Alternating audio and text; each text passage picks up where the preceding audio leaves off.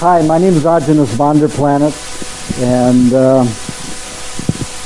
what I'm about to tell some of you people will be very new and very startling, and you may think I'm from another planet or crazy, one or the other.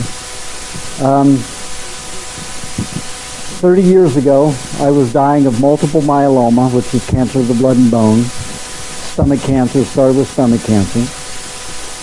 And I had angina pectoris, diabetes, psoriasis, all those ugly diseases. I started off as a very sickly child. I couldn't play with other children, so I never got into sports or exercise. I had a very violent brother who was very jealous when I was born because he was still in diapers and he never forgave me for taking mother's attention. And by the time I was 10 years old, I had developed peritonitis after my third polio vaccination, which is a perforated intestine. At that time, about 40% of those who were infected by it survived. I happen to, don't know why. By the time I reached 15, I had diabetes and angina pectoris. Angina pectoris was so bad, the muscles would spasm around my heart, and I would collapse and lay in the classroom for 20 minutes on the floor. They didn't know what to do, so they'd just leave me there. Also had two other problems that I was born with. I was borderline autistic. Did not even learn to communicate with other children until I was in my early to mid-teens. I had dyslexia so badly that if I looked at the printed page, it spun. I got vertigo and I would vomit or pass out. At that time, they didn't know what it was. They thought it was all in my mind, and too bad for you. If you don't learn to read, you're punished. So I still didn't read. They wouldn't let me hold the page down with my finger because that would actually stop the rotation. Didn't understand that. They said it would slow down my mind. Yes, that's what I needed. But they wouldn't let me do it. So I had to cheat my way through school. By the time I was 16, I had found somebody who finally loved me, so I got married at 16, had a child at 17. He was born the first week of my senior year in high school. I was a very good cheat because I had to listen. And I had to cheat because I couldn't spell. So I would look over people's shoulders, and I became an excellent artist because I could copy the graphics. And that's what writing was to me, was graphics. By the time I got into college, it was good because a lot of the professors understood and gave me oral examinations. They said that I would never, ever be hired into a large company without being able to read, though. However, I was hired by Carte Blanche Corporation as a systems analyst.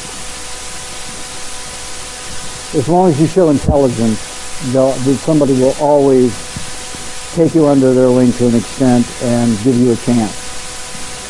In that 3 months there, they gave me a project that they assumed would take a year and a half. Carte Blanche had been bought out by Avco Corporation. And they thought, well, these are two financial institutions. We will take all the collections and transfer them over to Avco. Why double it? You know, these systems analysts, which I was, say, let's cut out the extra expenses. Didn't work. So they had to transfer all back, and that was my job. I did it in 3 months. Then they offered me a job that they had been working on for 6.5 years with the top salespeople, which is called the reinstatement department. I had organized and developed that all in 6 months. Hired new employees, made $300,000 for the company in the first 6 months. Now this was from somebody who was autistic and dyslexic, who didn't read until I was 22 years old. At 19 years old, I came down with a stomach ulcer. I went through the regular medical therapy, which is drinking Maalox, you know, that chalky stuff. I consumed anywhere from 2 to 6 bottles a week Within 6 months, I developed a tumor around that ulcer.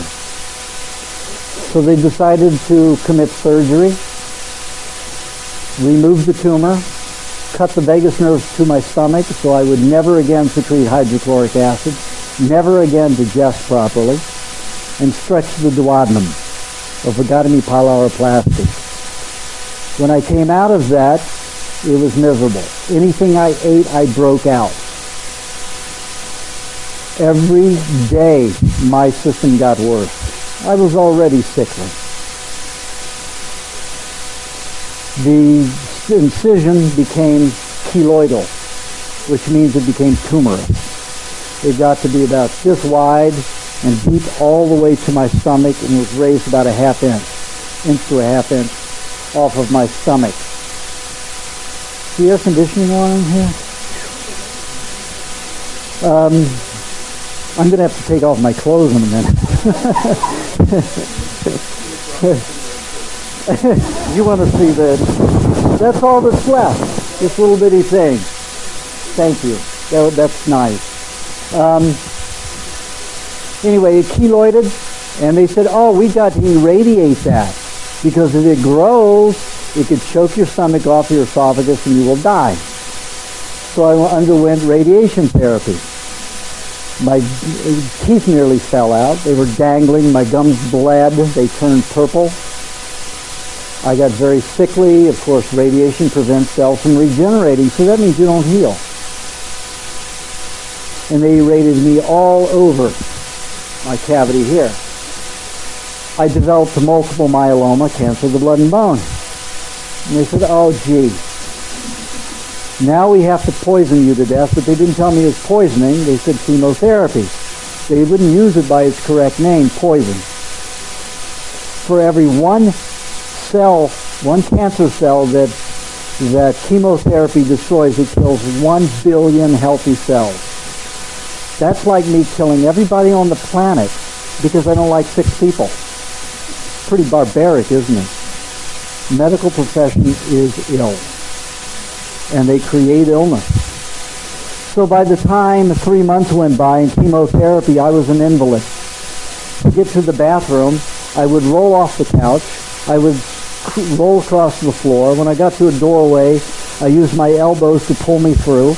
Then I'd roll until I got to the bathroom, and then scoot in there again, and then climb up on the toilet. I was so chronically fatigued that if I stood up or even crawled on all fours, I would pass out. The diabetes didn't help. It made the sugar problem horrendous. So what did I do? I decided to die. I stopped medical therapy and said, get away from me. You have destroyed my life, even more than it was already destroyed. And no thank you. So a hospice, lovely people with volunteers that help you die as comfortably as possible, came over, and they really give assistance. They cleaned my house, they purchased food for me, sometimes they prepared food if I could even eat. Because usually if I got anything near my stomach after the surgery and after the chemo and radiation, I usually vomited everything. One of the volunteers brought a book about a woman who had cured herself of cancer by drinking a gallon of carrot juice a day. I thought, sure. Yeah, where's this person from? I had been raised in a very academic environment. My father was an inventor and scientist. He invented the first Baring computer when he was at Purdue in college. My mother was an RN. She has 7 brothers and sisters who are RNs. I have 3 uncles who are doctors. Well, only one still alive.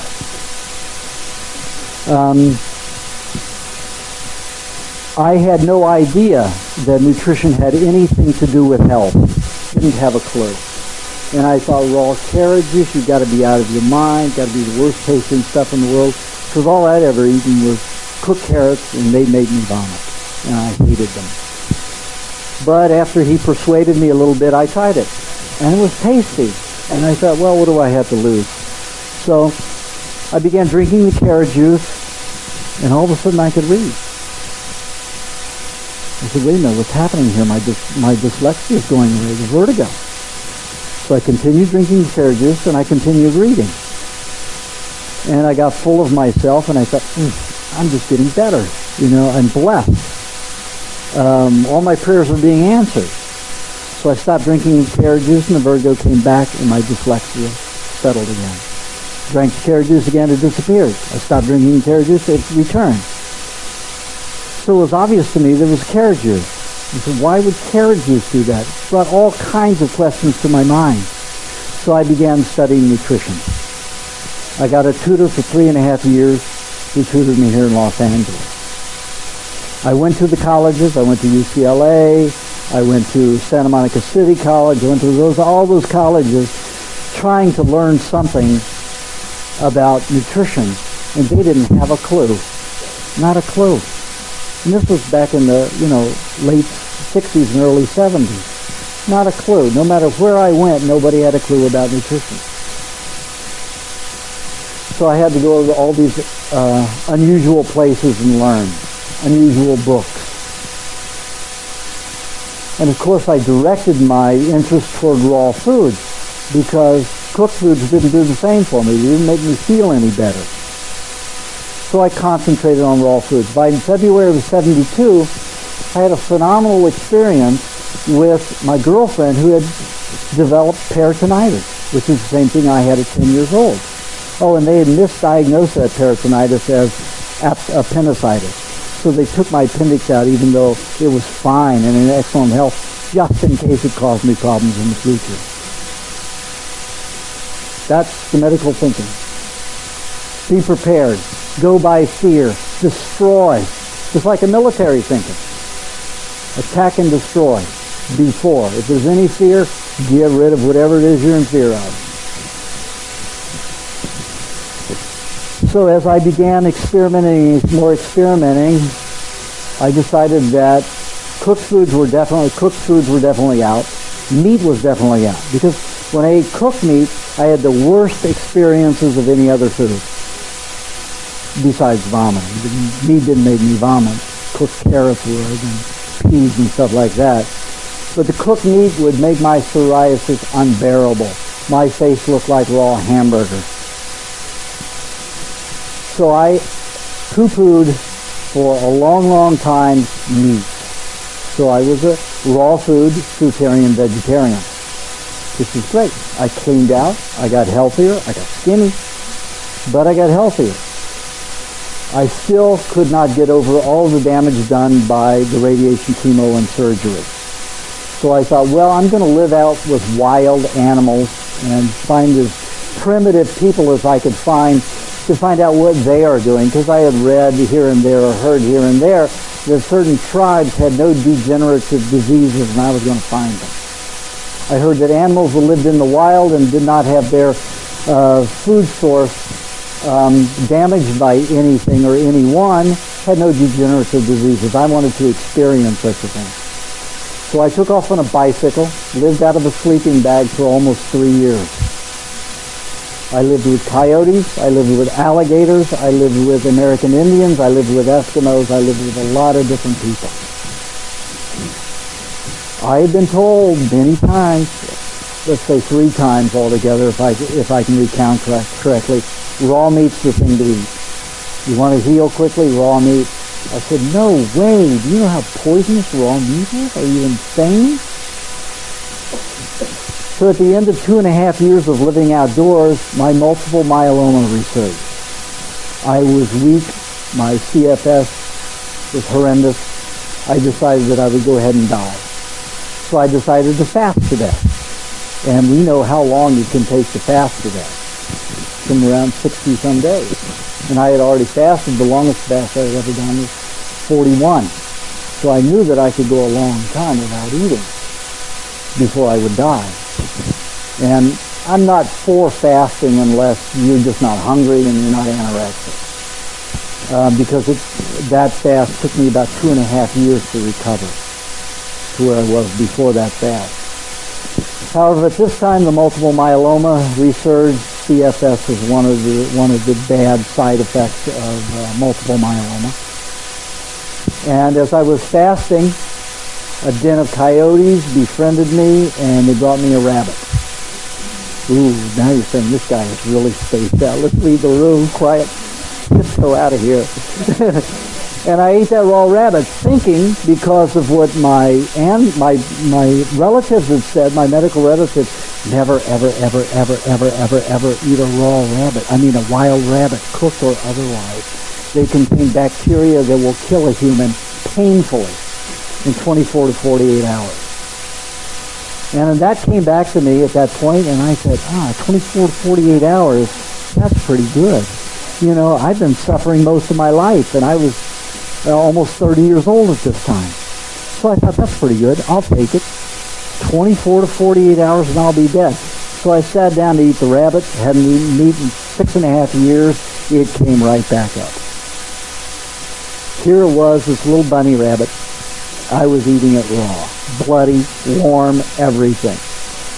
And one of the reasons I became a vegetarian was not only because of the ill health that I thought it bred, and it does cook, but because I loved animals.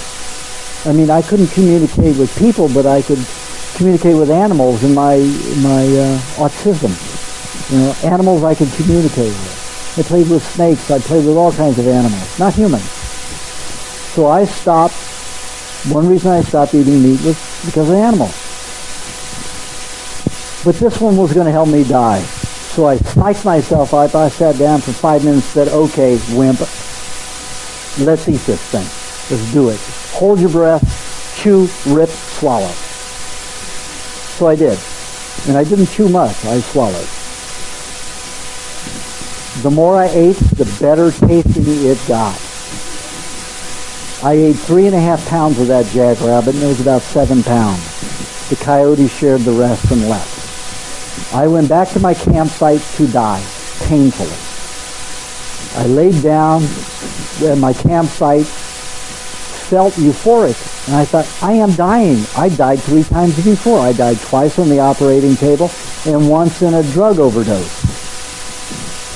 It was recreational drugs. It was supposed to be a fun trip, but it wasn't quite.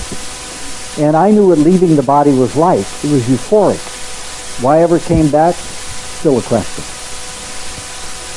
So I was lying there with that meat in my tummy, that rabbit in my tummy, feeling euphoric and good, and know I was going to leave my body and never come back. Woke up the next morning and I was still in the same place. Felt pretty good till I stood up. Then I didn't feel good again, but still I felt better. 3 days went by, I didn't eat another thing, just had some water, and I still felt better than I had before I ate the rabbit. I thought, all this time, these natives have been telling me to eat raw meat. So first thing I did was found a rattlesnake, and I popped his head off the way the Indian showed me, and I skinned it and ate it. It does not taste like chicken, it tastes like fish. Maybe cooked it tastes like chicken, but it tasted like fish. And it was pretty good. So I began killing birds, snakes, whatever I could. Then I went down to the farms and began shoveling goat manure so I could get goat milk, eggs, chickens, whatever I could. All of a sudden, I started putting on weight. In a matter of 3 months, I put on 30 pounds. I started eating tremendous amounts of fat where I could get raw cream. And I felt incredible, so I ran back to Los Angeles, bicycled back to Los Angeles to spread the great news. And you know what everybody said? You are out of your mind. Raw meat? What about the bacteria? What about the parasites? Your brain will melt. They will chew it up. So I had been raised around that, and I thought, oh my God, yes, I have to deal with that, and okay, I feel better. Nothing else has made me feel better. I will eat it until my brain melts. That was in 1976, September of 76. What year is this now? I think my brain is functioning, maybe not. I don't know, it doesn't seem to be a problem. What I found in my lab experiments with animals is that the body, when it cleans itself, will create a solvent. It will dissolve degenerative tissue, and that's just a long process. The byproduct of that is almost identical to turpentine, and it is as toxic. When a bacteria is utilized by the body, it takes half the time to break that degenerative tissue down, and it's less toxic. When a parasite does it, it does it in 5 times less time. However, it does it so quickly that if you don't eat raw meat, you'll never keep up with the regeneration that needs to occur, and you'll have ulcers and possibly die. So I found that parasites and bacteria are the best things you can have. When I did the experiments with animals, it was phenomenal. When I tried them with myself, I tried to introduce parasites into my body so it would happen quicker, so I could get well quickly. I ate pinworm-infested salmon. I ate everything you could imagine, and not one parasite would take in my body. Now, this is real unusual because the medical profession put me in the category of octogenarians who are in danger of death, they say, like the Hollywood horror film. Death because you do not secrete any hydrochloric acid to destroy these parasites and bacteria as they enter the body. They will take over you and you will die miserably. I was waiting. I was hoping. Didn't get one parasite. Had my feces and blood checked for 10 weeks. Not one parasite would take. So I had to do it the long and hard way with bacteria and with the body's own solvents. So it took me a lot of years to recover. And how about that news article that came out on CNN 2 weeks ago that said, gee, we're science and we're sorry. Do you know that salmonella eats away at tumors and reduces the size of tumors? Gee, but we have to genetically engineer to do that. That's bullshit. I've had 238 terminal cancer clients, 232 of them reversed because they eat raw meat, raw eggs, everything with salmonella that can occur in it. And I encourage them to let it get old. Because I know my lab experience showed that bacteria and parasites reverse disease. That is their job. They become active when you have degenerative tissue. Anything that rots will create worms. You can take a freshly slaughtered animal, put it in a hermetically sealed environment at body temperature, and you will spontaneously see worms develop. Why? Because that's a natural part of animal tissue. You are all full of worms, the seeds of worms. And when you die, you will decay, and they will eat you unless you're embalmed or put in some kind of oxygen deprivation tank where they cannot survive. That's a natural process. So to get rid of degenerative tissue, who do you call on? You call on the natural bacteria and parasites in your own body.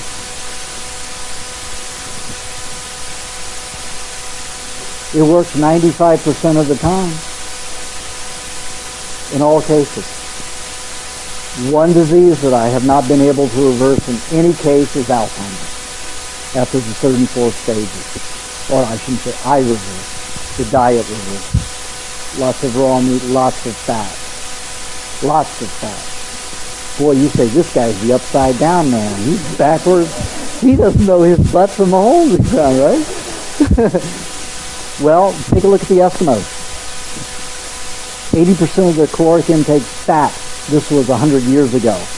No degenerative disease. 99% of their diet was animal matter. And here, medical industry is telling you, stay away from cooked food. Stay away from meat. Stay away from those animal products. Those will get you. They'll get you good. You know why? They're back in the industry. Industry doesn't want to admit that all the chemicals, all the processing, everything they're doing is creating your problem. Isn't the animal matter? The Maasai tribe. What do they live on? raw meat, raw blood, and raw milk. They'll mix fresh, warm, raw milk with fresh, raw blood, equal portions, and drink it, and eat raw meat. Healthiest tribe documented in the world, no osteoporosis, no heart disease, no nothing. The intake is phenomenal.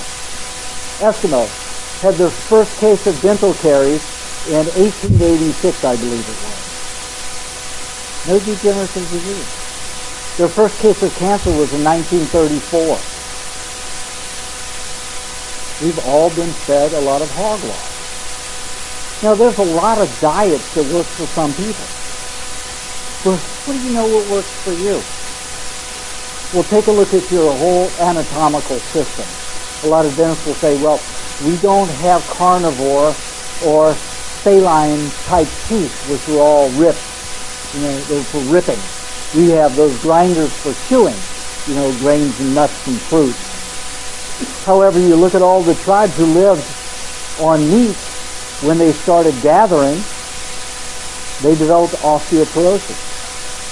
The more grains and nuts they ate, the more degenerative disease they got. The American Indians, the Coster excavation, the Icelandic excavation, all of them show that once they settled in, they developed osteoporosis.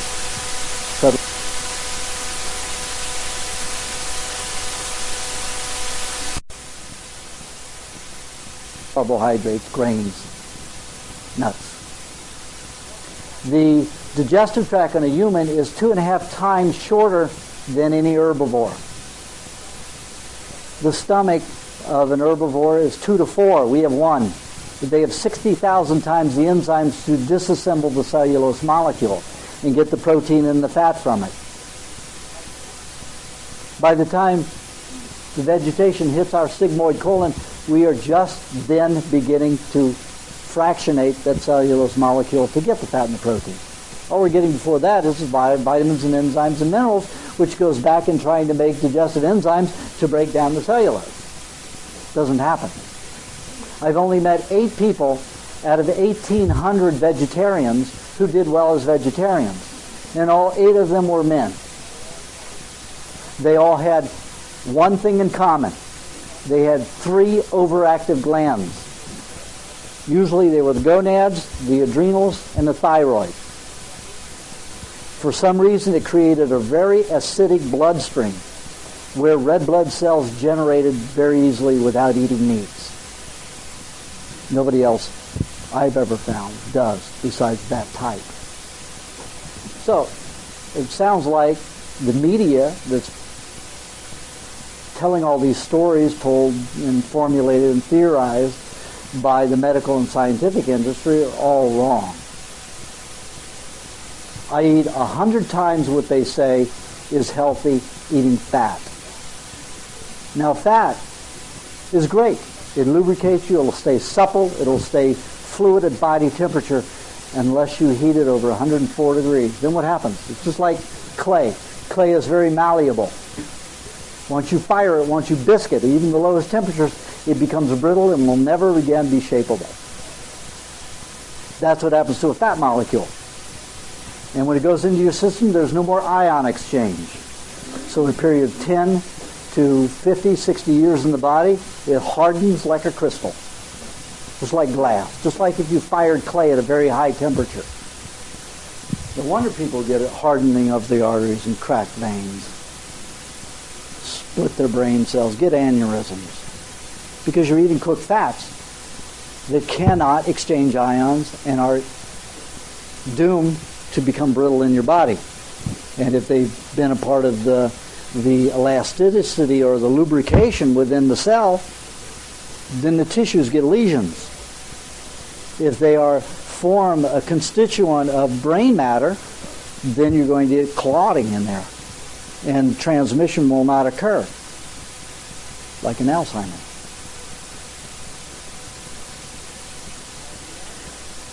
Now, the Alzheimer's clients that I've had, their bodies will reverse. They'll get very young. The wives did not have to take care of those men any longer or any worse than the time that they went on the diet. Their bodies got young. In fact, younger than most people's get. One of them was 76 years old, and in a period of 5 years on the diet, he lived 7. On a period of 5 years on the diet, his body looked like a teenager's. His wife was astounded, so thrilled that he didn't get worse. His mind didn't get worse, but it did not improve either. Balding is another one that escapes me. I mean, people have reversed their hair, but it's not something that happens, any more than, let's say, 60% of the time. So those are the only 2 that I have seen that don't normally and regularly regenerate somewhere around 85 to 90%. Now, I've written a book titled We Want to Live. It's 2 volumes in one book.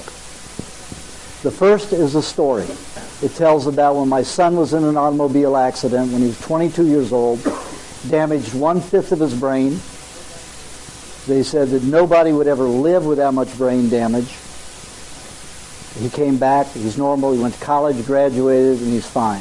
He tells the story of what I did, where I got to where I got to be able to help him do that. No paralysis, no stuttering, no nothing. Perfectly healthy. Then the other volume of the book is Healthfully, and it tells the facts. What to eat, under what conditions. I cover about over 200 common diseases and thousands of raw food recipes that help reverse those conditions or ameliorate them. The publisher said that I should put it on sale today for $27. It's normally $29.95 plus tax, which is $32.42. If you come to booth 129, you can get a few copies. There are only like 7 left today. There'll be some more tomorrow if anybody wants to buy some tomorrow. So there's only 7 today, but in booth 129, or you can call 1-800-247-6553 and order from the bookmasters, the distributor, and you can get it over the phone, but not for the price of $27. It'll be about $36 with shipping and handling. I'm going to take a few questions. Can somebody give me the time? Okay, so we have 10 minutes. Yes? So do you recommend people only eat raw meat? What about, do you recommend vegetables as well? Or? Well, no, I don't recommend vegetables because they're so difficult to digest. Vegetables are excellent for people who eat cooked food because they need a broom. They need to sweep some of that stuff through. They also need alkalinity to help balance the overacidity caused from eating cooked foods. If you eat cooked vegetables on a raw diet with raw meats and all raw foods, it over-alkalinizes. It makes it more difficult to digest the meats. So I don't recommend eating, after a while. Your body is always over-acidic if you've been eating cooked foods a while. And at first, if you eat a little bit of vegetation with it, it's not going to be harmful. Over a period of years, maybe 2 years, a year and a half, you eat vegetables on a completely raw diet, it's going to create constipation. Have you ever heard of that? Vegetables cause constipation, even raw. Yes, they do. Yeah. Uh-huh. Do you have an alternate source besides raw milk? Well, she wants to know if there's another source for the raw milk besides Stuvie's. There is a dairy in Northern California called Claravale. It's illegal to ship it in because the LA Medical Milk Commission says that you cannot import milk into LA County unless it is a contiguous county. That means San Bernardino, San Diego. The milk has to be produced there, and Claravale is way up in Northern California, up near San Francisco. And they say it has to be certified. Now, the California law says that raw milk can be sold and made available as long as it meets grade A standards, which is not anything like the LA Milk Commission is forcing. Now, we're about to file a lawsuit on them and some other charges against the LA Milk Commission. I appeared before the Board of Supervisors last week telling them that the Milk Commission was operating illegally and that it should be disbanded and discharged because of Assembly Bill 2612, which was ratified last July 20th, which said that retailers' ready food can be sold if it has raw eggs and raw meat in it, which again we're talking about E. coli and salmonella, as long as the person seeks it out and that there's a warning label on it. Raw milk is still standard, even Claravale. But right now it is available at some of your Wild Oat stores and Santa Monica Co-Opportunity. Stuvie's is going to be back online in April. The problem the Stuvie's is having is that Altadena bottles for them. Altadena is owned by a French conglomerate. They don't give a darn about you. They are interested in profits. They went down so many times because Stuvie's could not produce the milk that they only allow Stuvie's product in their tanks 1-2 days a month. Stuvie's is working on developing their own creamery, so they should be back in operation and normal in April. Let's keep on it. Now, at the booth, 129, there is a letter to the Board of Supervisors that I wrote last night, which takes in all the Assembly Bill 2612, everything. Go down there and sign one of them, print it under your name, your address. I will turn it over to the Board of Supervisors. I will make a copy and send it to Gray Davis, the governor. Please go down and do that. We have got them running wild because I've already given them 712 letters already, and they are nuts. They have already come out with a public statement saying, we are not trying to ban the milk anymore. We just want to make it clean. And I say, don't make it clean. I want that salmonella. I don't want cancer. I want salmonella. Back off. Okay, yes. I'd like you to tell again, if you would, the story of that caribou stew the Inuits fix once a year that you partook of. Yeah, the Inuits, the Eskimos, would take caribou and they beat it into a mince raw. They dry it out, dehydrate it like jerky, and then beat it into a mince. Then they roll it in raw whale or seal blubber with the hot sun, melt it, and then they bury it 6 inches under the ground and let it rot for about 6 weeks. And when it smells for a half a mile, it's ready. The E. coli content of that is enough to kill 5 herds of elephants, according to science and medicine. I didn't even get diarrhea from it. What happened was, I had been very, very cold my entire life. I mean, I could not stand Cincinnati, Ohio because of the cold weather, the snow. I was tortured by it, especially with bone problems. And that's probably one reason I so easily got multiple myeloma, blood of bone and bones and blood. So it was torture. Cold was torture for me. When I ate that rotten caribou, I had body temperature that just made me comfortable, and I was in sub-zero weather. We were already getting into late summer there, and it's already on its way to really cold, and I didn't get cold once for the rest of that month. This lady up here is so energetic. You. I was interested in having behind the seat, but most of the time the microphones are waiting around and down here. Do you think my fireplace? I kept the microphone up here most of the really? Have I done that? No? I didn't think so. Maybe this hand has been. Well, that's dramatic. I think it's okay. Give it a... No, I don't have any other tapes other than what they do at these places. Yes?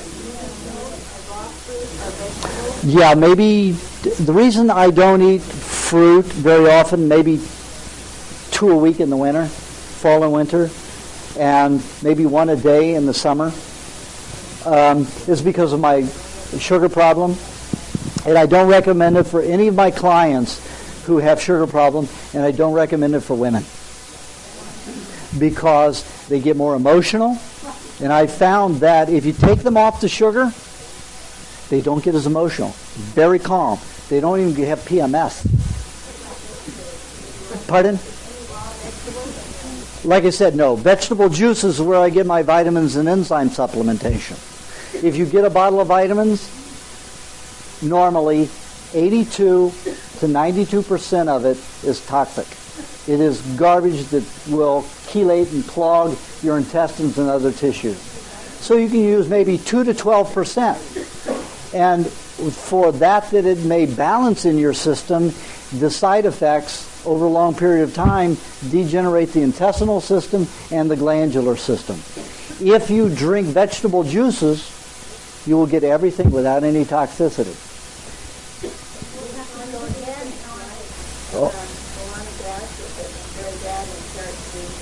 I don't recommend anything. I don't recommend carrot juice in high amounts. No more than 10% of a juice because of the high sugar. That can also create the same effects as fruit sugar, fructose. Someone here was asking? Well, that's what I recommend, but I have a lot of clients who don't live where you can get organic, and they eat regular meat right out of Safeways and everything out of Safeways. They do wash it first. Yes? Yes. Well, I find good raw meats. I go to Wild Oats and get Coleman, or I go to Whole Foods and get the New Zealand. Okay. New Zealand beef is good. It's all grazed. It's not grain-fed, so it's less fatty, but it's real healthy tissue. So a combination of the both is best. Yes? I just wanted to get a testimony. I've been on your diet 2.5 years. And I am going to see, for about 10 years? Mm-hmm. Yeah. And my hair was falling out. And I had lots of food allergies. And I don't know what they were, but almost every meal I would either get a stuffy nose or blood shot eyes. And in 3.5 years, probably twice as strong food, my food allergies went away. My hair stopped falling out. And finally gone, trying to see. Pardon? He's raw meat and raw milk and lots of raw butter and all that good stuff. He says he eats about 1 stick of raw butter a day and 1 to 1.5 pounds of raw meat a day. I eat, if I don't get raw cream, I may eat 2 sticks of butter a day, 1 to 3 pounds of meat a day. I have not exercised in 20 years as of this April. This is all just from eating meat. It usually takes about 2.5 years for a body to develop naturally after being on the raw meat.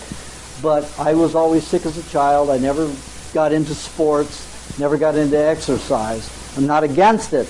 It's just that I was never conditioned, never able to do it, never well enough. Now that I am, I don't care about it. Yes? I'm 52 years old. Right. Okay. I've got a woman. Right. Well, maybe you could be better. I've got a woman, 76 years old, who came to me a year ago, chronic fatigue, having all kinds of problems. She's into it. She goes to every health food store and tells everybody because now she has this energy. She's changed her whole life around.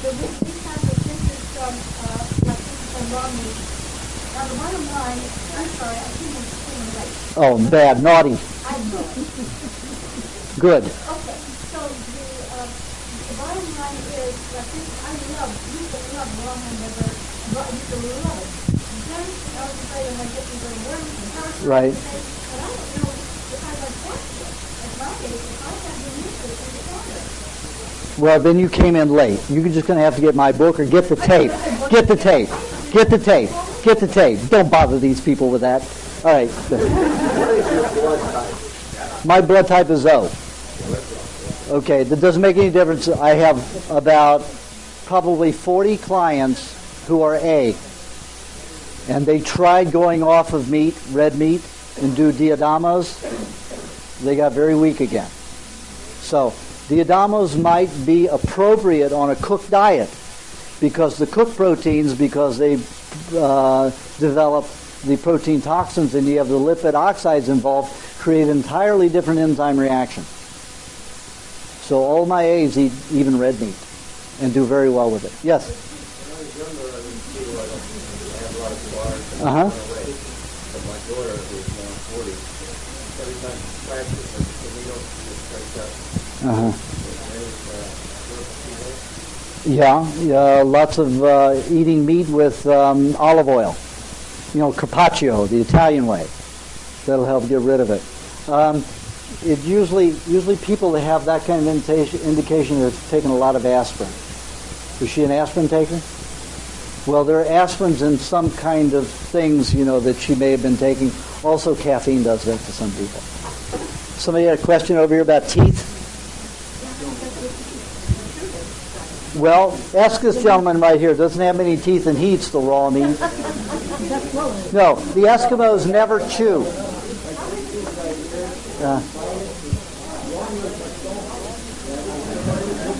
He's saying raw meat is soft, not a problem to eat. Now the Eskimos, they take these big chunks of caribou, 3 chews at the most, and they swallow it whole. Raw meat's not a problem. It's cooked meat. Take a look.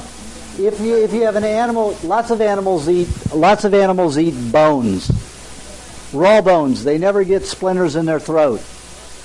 The animals who get that are from eating cooked bones. It's like clay. You fire it, it becomes glass. It no longer is porous. The hydrochloric acid cannot melt it, so it punctures and slits. When it's raw, it dissolves. What temperature does a fat solidify? Well, about 96 degrees, I say the fat shouldn't go over.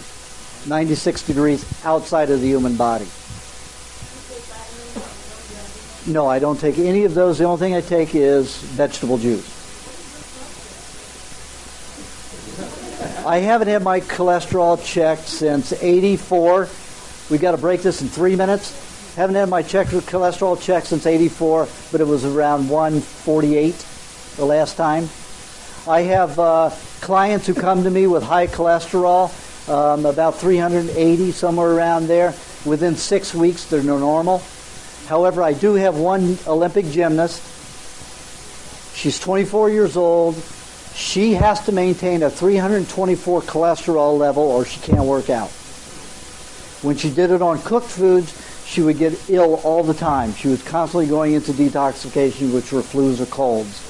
Now that she's been on the raw diet, eating all the raw fats, getting her cholesterol, she can work out 10, 12 hours a day without getting fatigued. Well, I would have to say because fats do more than any other nutrient in the body. They lubricate, they cleanse, they stabilize, and it's the strongest fuel you can get. Pardon? Raw unsalted butter. Yeah, we'll have that reaction. Fish and chicken are wonderful. Right now I'm on a chicken bag. I eat, maybe 4 chicken legs a day and just a little bit of beef. Yes, I get Rocky Jr. I like the Rocky Jr. because they feed it more corn and it's sweeter. Okay, that's it. I've got a workshop after this in room 5.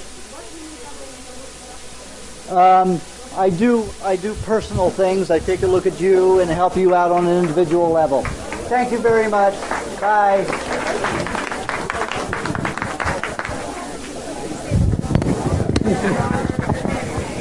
Hi, my name is Aajonus Vonderplanitz. For those who weren't in the last seminar, the lecture, and who haven't read my book, is there anybody here who hasn't done either? Okay, so we have 2 people. You did? Sorry, just one more. Just stand a little farther. Too close. All right. Here we go. Okay. You did hear part of the lecture? Yeah, like the last 10 minutes. Last 10 minutes, okay. Well, basically, usually in the workshops, I will go over a certain amount of that information. Probably some of you don't want to hear it again, but because that's usually part of it, I thought maybe we could skip it, but we can't because there's some people that are interested. I was a very sickly child. I had a lot of problems. I had dyslexia so badly that I could not look at the printed page without getting vertigo and getting sick. So I was not able to read. I was autistic to the point where I didn't learn to communicate with other children until I was in my early mid-teens. By the time I was 10, I developed peritonitis that was misdiagnosed as appendicitis. They found the appendix in wonderful condition but decided to take it out anyway. in case it caused me problems in the future. By the time I was 15, I developed diabetes. Oh, and that peritonitis was in response to my third polio vaccine. It was a trauma. So anybody who thinks badly about vaccines, you should. They create a lot of problems. Like the TB, when you work at school system, you have to get tuberculosis. No, you don't. Not in this state. All you can say is against your religion, and you don't have to do it. They wouldn't hire me unless I did it at a mental health hospital. So That's a different situation. Yeah. I mean, if you go through the law and take your 9th Amendment and the 14th Amendment, you can get around it. Okay. They would fire people if they wouldn't do it every year. Yeah, well, if you did that, you could own the hospital. If you know the legal arguments, you could own the hospital. It's discrimination against your 14th. Yeah, no. It's better just get that scratch. TB scratch. Just get the scratch, put the egg yolk on it, won't harm you. I have people do it all the time. Put the egg yolk on it immediately as soon as they walk out that door. They shoot it into the skin? Like a little bubble thing. Yeah. They used to do the scratch. They don't do it. They don't do it anymore. That's too bad. They do somewhere. Yeah. Maybe at your hospital they didn't. Yeah. Go to some other place else to get it. Yeah. But put egg yolk on it right away. Draw it out. Yeah. Not if it's a deep vaccine, it won't. Just eat tons of eggs, and what you have to do is eat moldy raspberries or moldy some kind of berries, like blackberries, boysenberries, raspberries. I'm not allergic to mold. Well, those molds you won't be allergic to. It's molds from cooked foods people have allergies to, not molds to raw foods. I've intuitively felt there was some huge healing power in the mold you get in oranges. Yes. What do you know about that? I found that it will help reverse tumors, also help eliminate radiation, the oils. And the molds help break down the oils for people who don't digest oils properly. The livers don't function properly. And the molds help break down the oils so that when you eat them, they're already pre-broken down. They're already fractionated. And you can eat that stuff generously? No, because then you get chronic fatigue. Your body can only handle a certain amount. Like what, a couple teaspoons maybe? Well, it depends upon the condition in the person. But I would say, I have one client who ate them without, thinking about it, ate the mold from corn every day for a 30-day period in their chronic fatigue that it existed for 15 years that finally got rid of, returned. So that's not a good thing. I recommend it when I recommend it. I've recommended it in my book for vaccinations, but people should only take it once every year and a half, and no more than a half a cup of moldy berries or moldy whatever food they are, working to reverse some problem. I think I'm going to have some butter, folks. Now, how many people have you seen just reach in and get butter? My food is now well lubed.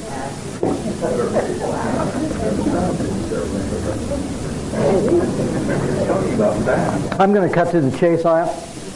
By the time I was 15 and a half, I developed diabetes and angina pectoris. By the time I was 19, I developed an ulcer.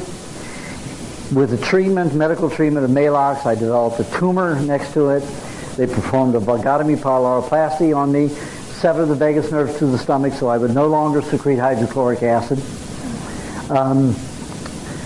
Stretched the duodenum, cut the tumor out, and then basically just ruined my ability to digest anything.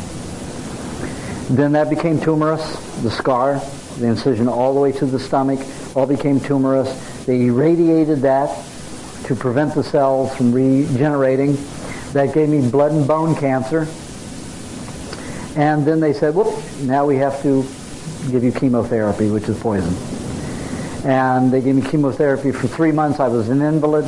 I traveled around the house by rolling on the floor and crawling with my elbows because the chronic fatigue was so bad. And I decided that I would die. So I decided not to do anything about it. And one of the volunteers at the hospice introduced me to a book about by this woman. I think her name was Shelton, who had cured herself of uterine cancer by drinking a gallon of carrot juice a day. That sparked me into exploring and experimenting with raw foods. I thought that the carrot juice thing was, crazy, but it did reverse my dyslexia.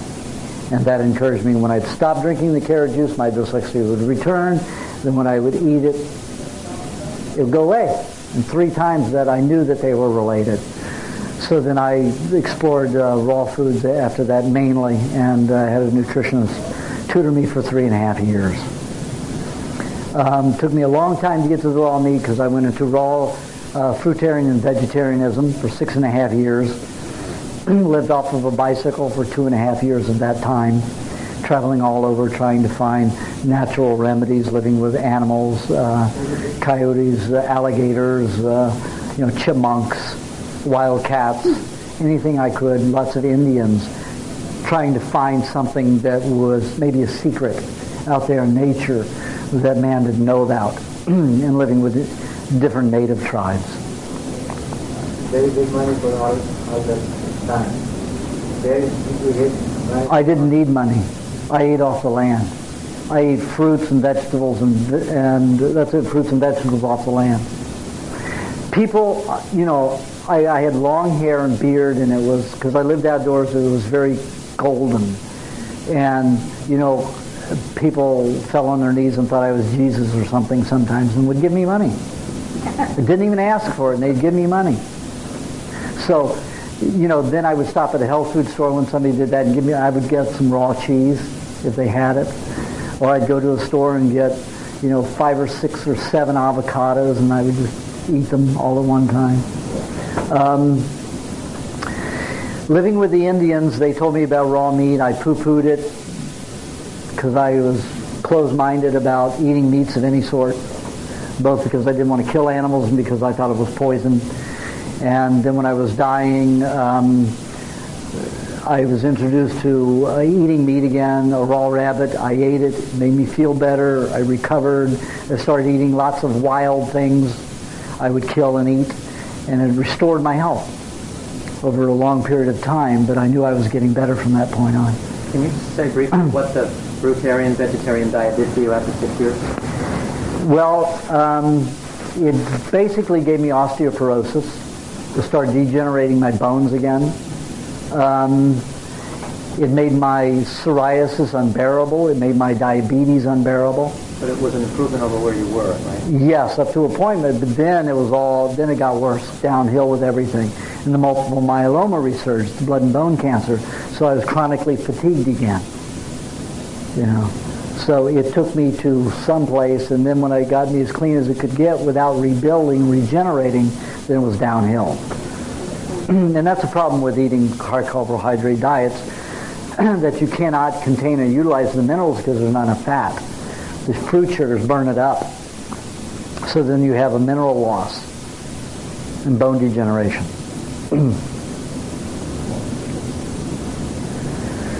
So here I am, 31 years after I was supposed to be dead. And thank you. And out of all the 7 incurable diseases, I have no symptoms of any of them. I certainly am not going to go to any doctor to have him poke and x-ray me and give me something. So I just trust that I have none of those diseases. No diabetes, no nothing. Of course, I don't eat any fruit to cause a diabetic reaction. I get headaches from fruit, but I can't take carrot juice, hardly any headaches. So I stay away.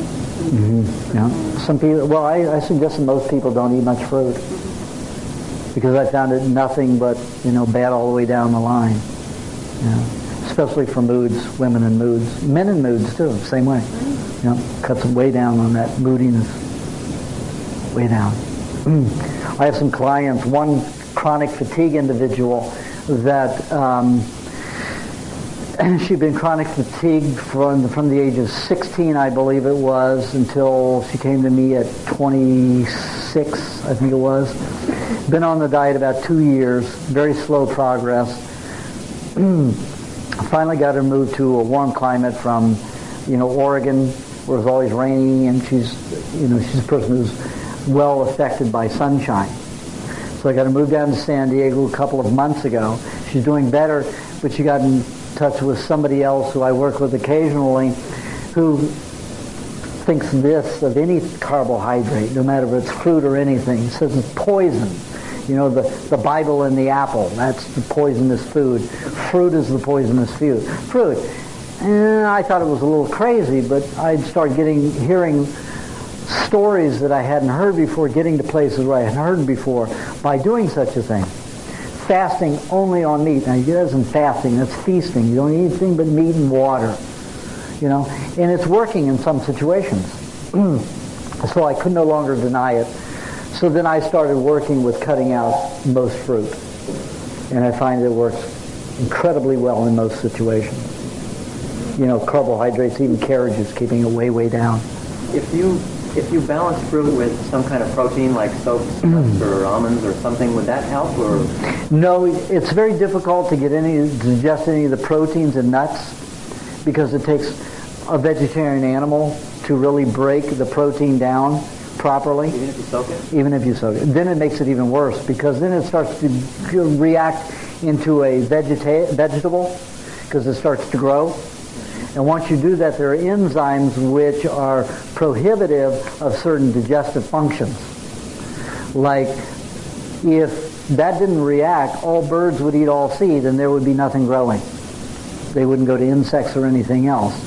And there's an enzyme that occurs, and there are books about it now, there are enzymes that occur in sprouts. That there's an acid that prevents other foods from being digested properly. And you develop an allergy to these sprouts for that reason. What sort of diet do you If you're going to eat fruit, and I tell everybody, if you're going to eat fruit, eat it with lots of fat. Raw and salted cheese, raw and salted butter, avocado, peanut oil. It's pressed below 96 degrees Fahrenheit. Raw cream. Any of those things. Many nutritionists tell you to eat fruit alone.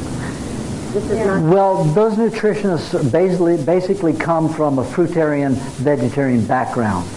When you're a fruitarian-vegetarian, you have very little protein. That means you will develop very few enzymes of an unusual nature. So the longer you're on that kind of a diet, the less you will be able to digest.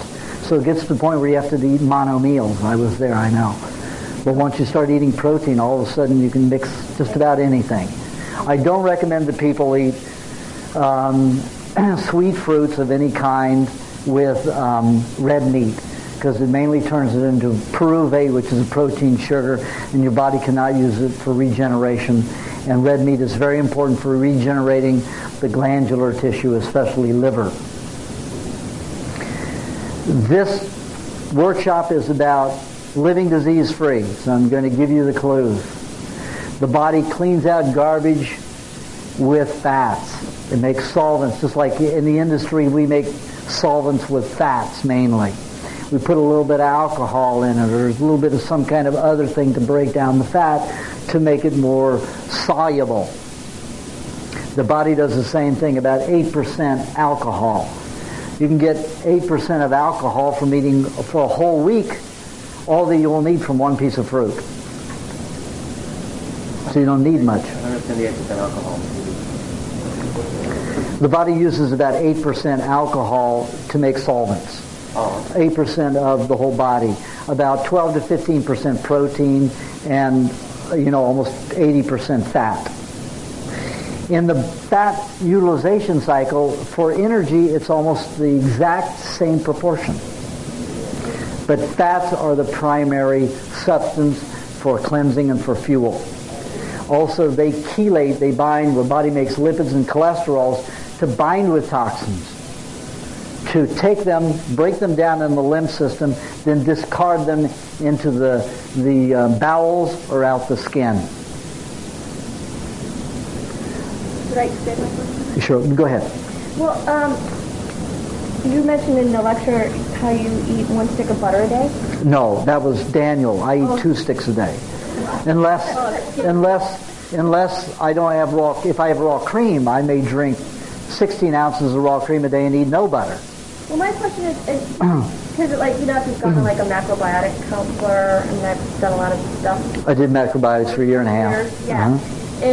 And my impression of a lot of, like, too much butter, meaning, you know, more like a stick or two a day, and cheese, is that it eventually will cause, like, ovarian cysts, you know, for women, that it just accumulates. It's too heavy and clogging. There's no way it could do that unless you cook it.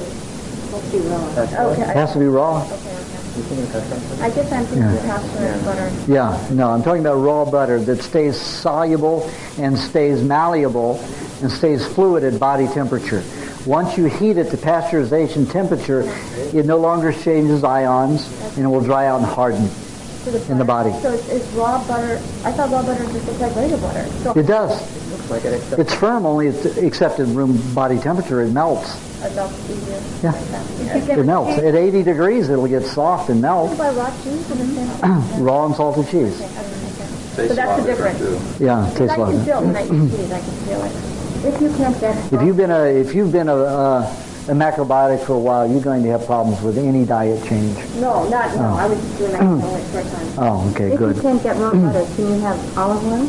I mean, or Well, let me explain this to you. Your pressed oils, no matter what they are mainly solvents. They will break down toxicity in your body, degenerative tissue, scar tissue. They will break it down. They will not lubricate you and protect you and make you strong. There was a Russian general that wrote in World War II in his journal, as long as my men were able to eat the dairy, and it was only raw back then in World War I, as long as my men got dairy, their hair and skin stayed supple and brilliant, resilient. As soon as they had to resort to, he said as soon as we had to resort to olive oil and other pressed oils, their skin and hair dried out within 3 months. Those are great oils to clean out your system, but remember, they're remedial. They are medicines that are not to be consumed too much at a time. Cod liver oil is an animal product. It's not a pressed oil.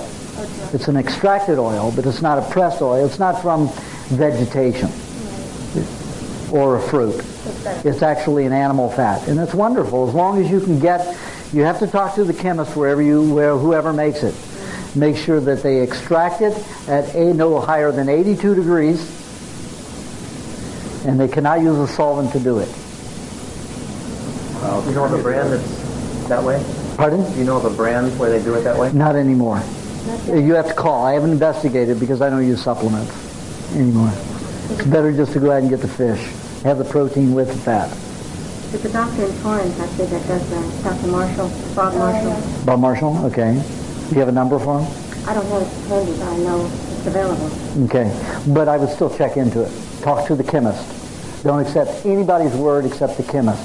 When I ran a health food store from 1977-78, we had about 2,300 supplements on the shelf, 2,300 to 32. I tried to whittle them down as far as I could get them. Of course, the owner of the health food store was not happy because that's where he made his money, in the vitamin department. I talked with every chemist at every lab in this country and in all others where we imported and sold them. And this was in Antilles health food store. There were only 9 products out of all of those that were good. Seal store on Melrose. 4 of those, well, there were 2 of them. There was Antilles, 2 at Western and Los Feliz, and then 1 at the Pacific Design Center. Now, they'll have 9 products. They only make 3 of them now, I think. Only make 3. Everything else is a chemical. Almost 99% of the vitamin E out there is a byproduct of Fuji and Kodak. They get the tocopherol, right? It's a molecule that is identical to vitamin E, only it's alpha tocopherol, not D-alpha tocopherol. So it's a chemical. And they're selling it as a vitamin. 99% of it. If it says D-alpha tocopherol, that means it's from soy or some other source, wheat germ oil or something like that, and they use a solvent to get it out of there. And it causes headaches and degenerative thyroids and pineal glands. Could that create low thyroid? Yeah, absolutely. May I ask? Yep. Where do you get the idea that it does this? From observation, watching it in lab animals Okay. and people. You have lab animals or you things you work with this way? Or? Yes, right. I paid over $1.5 million to have a lot of tests done in the last 15 years. Is there any way that I can get some kind of copy of this? No, you can't, because at the time that I was doing these, I was doing them underground, and you were supposed to have a doctor supervision over it. Yeah. I went before the medical board on charges of practicing medicine without a license, although I had nothing to do with medicine, and they were going to use that evidence against me, so I don't let it out. Yeah. Nobody gets it. You know, you just have to take my word for it, and I got no reason to lie. What reason do I have to lie? You know, it's absurd. Yes? So when they say like organic vitamins, organic, like Dr. Scholl's organic mix of spirulina, blue chlorella. Well, that's a food. That's a living organism, a living substance. That's a little different. Yeah. Now there's one company, I forgot what they're called. They take those same chemicals and they feed them to microorganisms and call them natural. You know, I don't know how they can get by with it, but that's the only one that I know that comes close to anything remotely really organically active. New chapter does that. Pardon? New chapter does that. New chapter? Yeah. Okay. I can see if I can understand what you're saying so far on the basis of breaking it down into a protein, carbohydrates, fat basis. Now, fats, you say, provide fuel, purify, and lubricate. If I understand you correctly, Strengthen. and if I understand you correctly, Protect you. about carbohydrates, except for the enzymes you get from vegetable juices, they aren't too important. Correct. What about protein? What does that do? Well, the protein is the only thing I've found that helps regenerate tissue and keep you young is raw protein. So it's a builder. Yeah, it's a building block. Unless you mix it with certain foods, which then will be used as a pyruvate, which is a protein sugar. So it'll be used as fuel instead of a rebuilding block. But you said there were problems for pyruvate, didn't you? There's no problem with pyruvate. It's just that you're going to get enough fuel. You only need 15% pyruvate in the citric acid cycle of utilizing fat as fuel. Okay? 15% protein, which is a pyruvate, and you have 5 to 8% citric acid or carbohydrate. I don't quite understand what you're describing there. I know it's a citric acid cycle, but where are you starting? With the intake of protein, 50% protein you put in your mouth? No, that's in the breakdown. That's the cellular breakdown, cellular level. Okay. That's when it gets down to the cellular level. However, it works out to about the same proportion if you're looking at calorie-wise. The Eskimos ate 80% fat as their caloric intake. The rest was almost entirely protein. They rarely ate any vegetable matter, fruit matter, or grain matter, except in the summertime. What do you think is the reason? Pardon? The minerals. Fish? Lots of fish. Oh yeah, fish is concentrated in minerals. What is a typical meal for you, like say at breakfast? That's jumping ahead. Oh, excuse me. Okay. I'm sorry. What about nuts and seeds? Well, like I said, those are difficult to digest in the human body. If you want to eat some nuts, now if I crave a starch, I go for nuts. I will eat almonds or pecans because they're very soft and they're easier to break down. And I can utilize the starch in those better. And most people I found can. Walnuts, the almonds are a little bit more difficult, even if they're germinated because of the enzyme that's created. You said almonds and pecans were soft. Did you mean another? No, walnuts, excuse me, walnuts and pecans. Walnuts and pecans, yes, almonds are very hard. Walnuts and pecans. Those are nuts that I go to. Also, pine nuts, very good. Very expensive, $16 a pound. Yeah, but aren't those exceptionally digestible, pine nuts? Yes. If you don't mind paying $16, $17 a pound. But cashews are irradiated. They have the hardest shell on the planet. They fire a laser beam into it, heats it on the inside, and explodes it open. It's irradiated. Yeah, that's why most people who eat them get indigestion. They can't digest it. It just sits in the stomach. And they say raw, and it's a lie. Macadamia nuts are great. They may heat the outside up to 100 degrees, 110 degrees. The inside usually doesn't get over 105, and that's okay. If you can find, a local farm, because they do farm them up in Santa Barbara. If you can find some local people who don't do that, it's even better. Most of those in Hawaii put them in kilns and dry them about 110 degrees. If they're high in fat, is that a good fat? Is that a kind of fat that we can use? You can utilize it to an extent. But as I said, it's a difficult fat to break down. Animal fats are, I find, the safest and the best to eat in large quantities without putting it on unproperly digested. And I encourage people, everybody that I've helped reverse a disease quickly have been those people who don't mind or swallow their vanity and get fat. And I'm talking about only maybe 15 to 20 pounds over their normal supposed weight. If they will do that, you will heal so much faster. If you don't, you will never be able to keep up with the body's needs. Yep, different wardrobe, all that stuff, but so what, 15, 20 pounds over what? Over their normal chart weight, what they're supposed to be. That way? No, what you do is you go on a cycle. That's what I'm getting into. You go on a cycle. You go up with that weight and you take it off in a 5-month cycle, 4 to 5 month cycle. So it takes you a few months to put it on, it takes you a few months to take it off. What happens is the body fills up with fats, takes that toxicity, dumps it out. It's like changing the oil in a car every 6 months. Only you do it every 5 months. Yes? Can you give us an example of non-senior?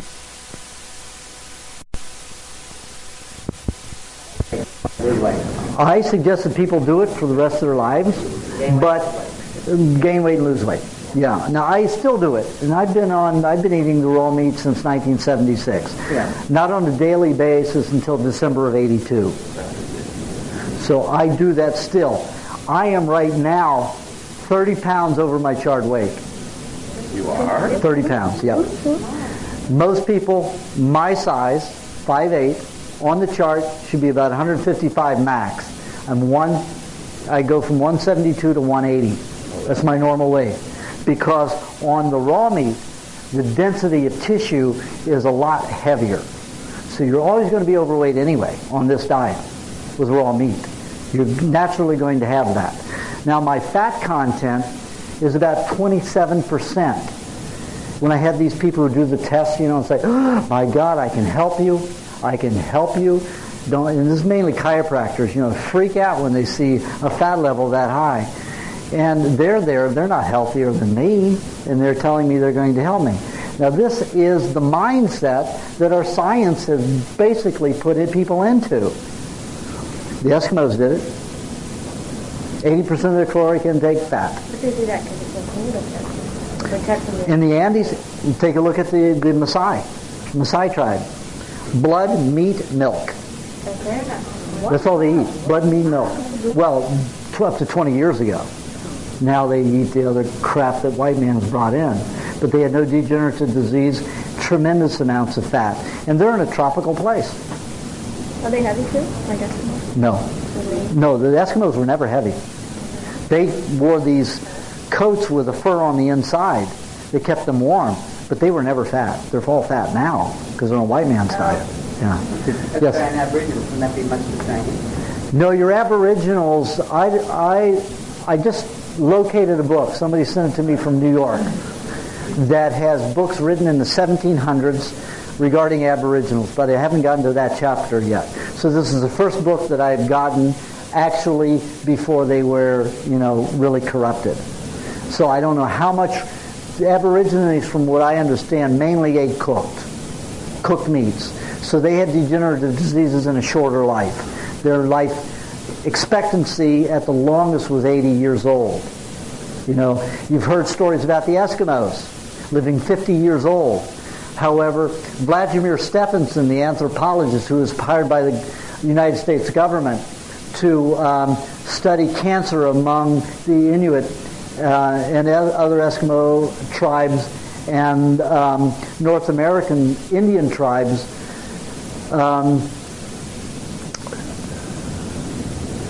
what was your question again? I'm sorry, I'm going to have to eat something. Know about the current Aboriginal. But I was going to go somewhere with that. Oh, the longevity. There was only one colony that was reported to have a lifespan of about 51 years old. He got reports and he studied and wrote to the doctors and the missionaries and all of these other settlements of Eskimos, and they lived 105, 100 years old. Some of them died young, just like every other place who was eating white man's diet.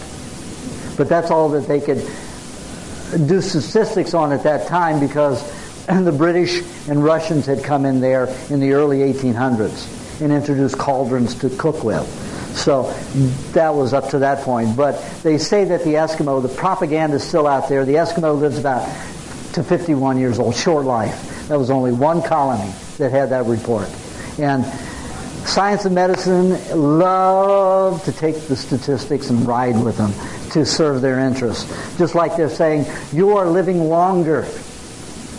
No, you're not. They're taking those statistics from New York City, Chicago, Houston, Philadelphia, those cities that were cosmopolitan, lots of people, no refrigeration, no electricity, no transportation. So when they got their food, it was always rotten. They always overcooked everything because it was full of worms and everything else. The people who lived on the farms, 105, 110 years old. Sure, some people died younger. There were accidents on the farm. There were accidents with animals. There were miscarriages. There were, bad births because somebody didn't know how to birth properly, or they were eating too much cooked foods and didn't work. But there are lots of people who are living very old in farms. It was the cities that are taking the statistics and saying, you're living longer. We're making your lives better. Only refrigeration has done that, and transportation of fresher foods has extended the life in the cities. In the rural areas, no change. In fact, it's worse. What do you attribute the longevity of, like, the Georgian Russians and the Vilcabambas in Ecuador and Hunzas? What do you attribute that to? That's a good one. In 1973, January 73, the National Geographic came out with an article that showed the oldest living man alive, 168 years old, lived in Georgia, Russia. Another man was 148. His wife was 122. They had been together for 102 years. Can you imagine being married? And he had his arm around her, loved her, happy, great. I thought, oh, I wish I could have that for 2 weeks. I finally have it, so now I've been enjoying it for a year and a half now. But the longevity there, I don't know. Nobody has given me any material on what they ate for long periods of time. I do know that the Hunzas ate a lot of soured raw milk. That when they ate meat, they usually ate lamb or goat, and they ate mountain goat, and they usually ate it cooked. Really, I don't know. I haven't been able to discover those. This new book I have has some matter in it, so I will find out. But it has references, a bibliography of books that you wouldn't imagine that I'd love to get my hands on, and I don't know if they're in existence 17 and 1800s. What about soured milk, like yogurt? Soured milk is what your body predigests milk by souring it. Nothing wrong with it. It doesn't putrefy unless you cook it. When you cook anything, it putrefies. When you just the Eskimos let the meat rot. Other tribes let their meat rot. The Turks let their meat get gangrene before they eat it, because it's predigested. It's naturally, with its own bacteria, it predigests. And they eat it raw? And they eat it raw. They used to eat it raw. They don't eat it raw as much anymore. Kibbe, isn't it raw lamb mixed with bulgur? Steak tartare, carpaccio. Every civilization had their raw meat specialty. What about eating raw insects? There are instinctos that do. Now, I met some people from Peru who lived in the jungles. That was their protein. Because in those concentrated tribes sometimes, they were over-hunted, the animals. So then they had to resort to insects. I mean, I had one girlfriend from Peru, up till 10 years old, lived in the jungle. And, she just takes the worms off the caterpillars off of the corn. And she goes for the worms and pops them. Down there in the Amazon, she said that they had worms this long and that big around, and those were specialty. Yeah. Pop them, right down. I'm sorry, I haven't been able to do that. I've eaten, red ants with dates, and that's all that I could do. And I didn't do that purposely. The ants got into my dates at a very hot time in the desert, and I was sitting here chewing. I said, these taste like caramel. These are really good. These are regular old Deglet Newer dates. Why did they taste so good? And I'm chewing away, and all of a sudden I'm getting full, and I break it open, and all these red ants are, crawling out. But at that time of the day, it was like 140 degrees. So the ants kind of just stay where they are. And I had taken them up into this old coyote den because it's cooler in the caves. But the dates were still hot. So the ants didn't know until I broke it open. So I made sure that I ate my dates at that time of the day. Because those red ants, because they were delicious, absolutely delicious. You ate them again? Oh yeah, every day that I was there. Never. That, I don't know, when they touch the fluid in your mouth, paralyzes them. Never bit me once. And I ate a lot of them. Pork? Pardon? You eat pork? Yeah, if I really crave it, but that's something I don't crave very much. Yeah. But you can get organic pork. You can go to a health food store and get organic pork. And no trichinosis? Trichinosis is, again, something you naturally have in your body. If you've ever eaten pork in your whole life, cooked or raw, you have trichinosis bacteria in your body. It's just waiting for enough of the decay of that particular tissue to become active. If you cook this stuff, you're pretty well done in the bacteria. If you're cooking at 300 degrees or whatever it is, I would assume by that time bacteria is dead on cooked pork. It's dead for that period of time. But once the meat absorbs moisture and other fluids, it goes into degenerative tissue again, and then will create bacteria, even trichinosis. I've seen this over and over again. However, if you cook it at 700 degrees and make it leather, it will not. It will mold and degenerate after that. It will not create. That's the highest temperature that I found that I could not get a bacteria to, between 600 degrees and 700 degrees were the times that I cooked meat and never found bacteria to reflourish. And it's leather at that point. Who's going to eat it at that point? So you get bacteria. This isn't some pre-pasteur spontaneous generation you're talking about. This is just saying, I guess, that 212 degrees for 15 minutes really doesn't sterilize your meat. It does temporarily. Temporarily. But once it is out there and starting to rot and decay again. So you're saying that organisms really survive the heat in some sort of state? Well, either that or they're introduced. Introduced from where? You talked about it hermetically. Well, that was one test that I did, but that was on a that was not cooking the meat first. The other tests that I did were not so as extreme as that. So you're not sure where these vary, where the organisms suddenly appear from? Well, let's take let's say I go out and kill a goat, and he rots in the field. We have worms that will show up, we have vultures that will show up, and we have crows that will show up. The crows and the vultures are not indigenous to the tissue of that animal, but they will come and eat it. But do you blame the crows and the vultures for the dead carcass? No. That's why you can't blame the E. coli and the salmonella and the trichinosis for the dead carcass. They just feed on it. It is their job to degenerate tissue that is in degeneration. But that's not my question. My question is, after you feed at 300 degrees for X minutes, where does any life appear from in it? It could appear from extraneously. Just extraneously. Yeah, it could be introduced. Like yes. fruit flies that just come out of nothing. kind of? Well, fruit flies are, from what I understand of fruit flies, they spontaneously are part of fruit for some reason, because you can hermetically seal that and have the fruit contained in an isolation chamber and never ever exposed to any insects, and all of a sudden the fruit flies will appear. Yeah, I know.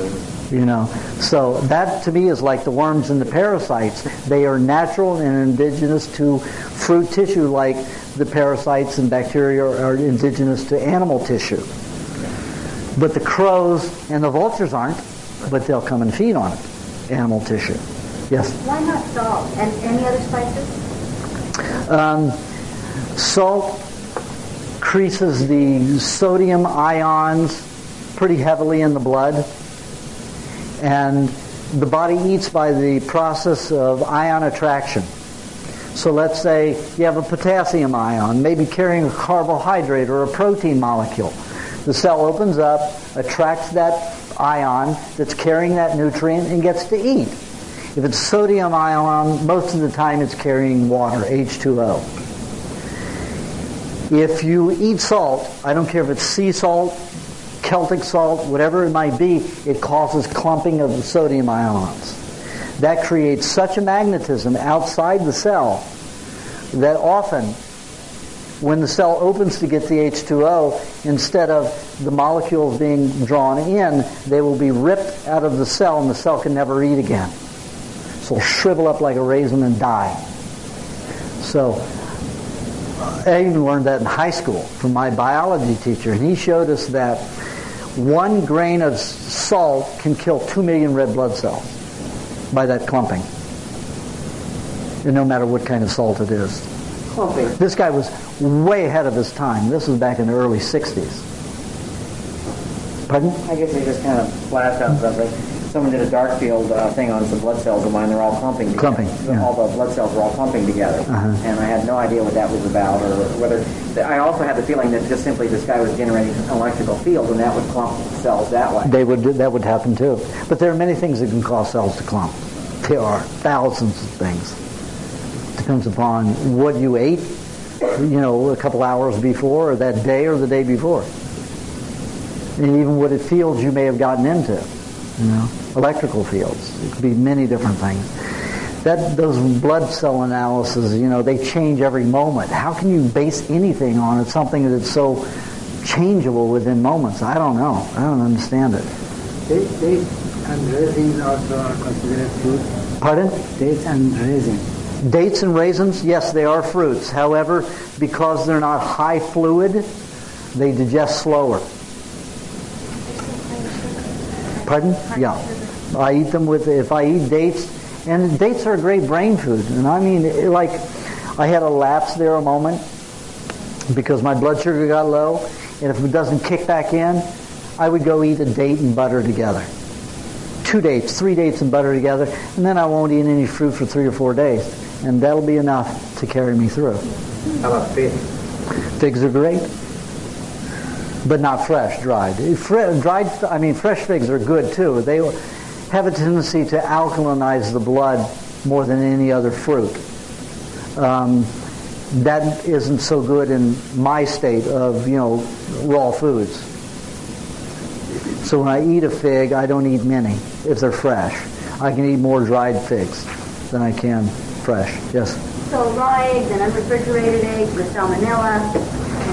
Do you know the Chinese have the century egg? They take eggs and they bury them raw, pull them out anywhere from 5 to 25 years later, and they have them either white with mold or black with mold, and you pay $100 an egg, and you eat those raw, and they strengthen your immune system. Eat them. Great. Rot your eggs. Get some bacteria. Get well.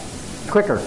Yes. I've had the experience when I've gotten raw fertile eggs, and if I have one of them cracked from the store there, Right. They stink? Well, it didn't stink. I got diarrhea on 3 occasions from eating those, so I will not eat a cracked egg at this point. I say, hey, something's wrong here. This thing's getting bacteria or whatever it is. Yeah, but that may be a good thing. That bacteria may be going in there and pulling something out of your intestine that's very good. Well, the diarrhea didn't bother me too much. It was just 4 hours of, sitting on the can. I didn't get sick. I didn't feel bad. I didn't have a bad experience. Then I would say that you were expelling something from your intestines that needed to leave. Let me give you an example. It's in my book, in one of the appendix.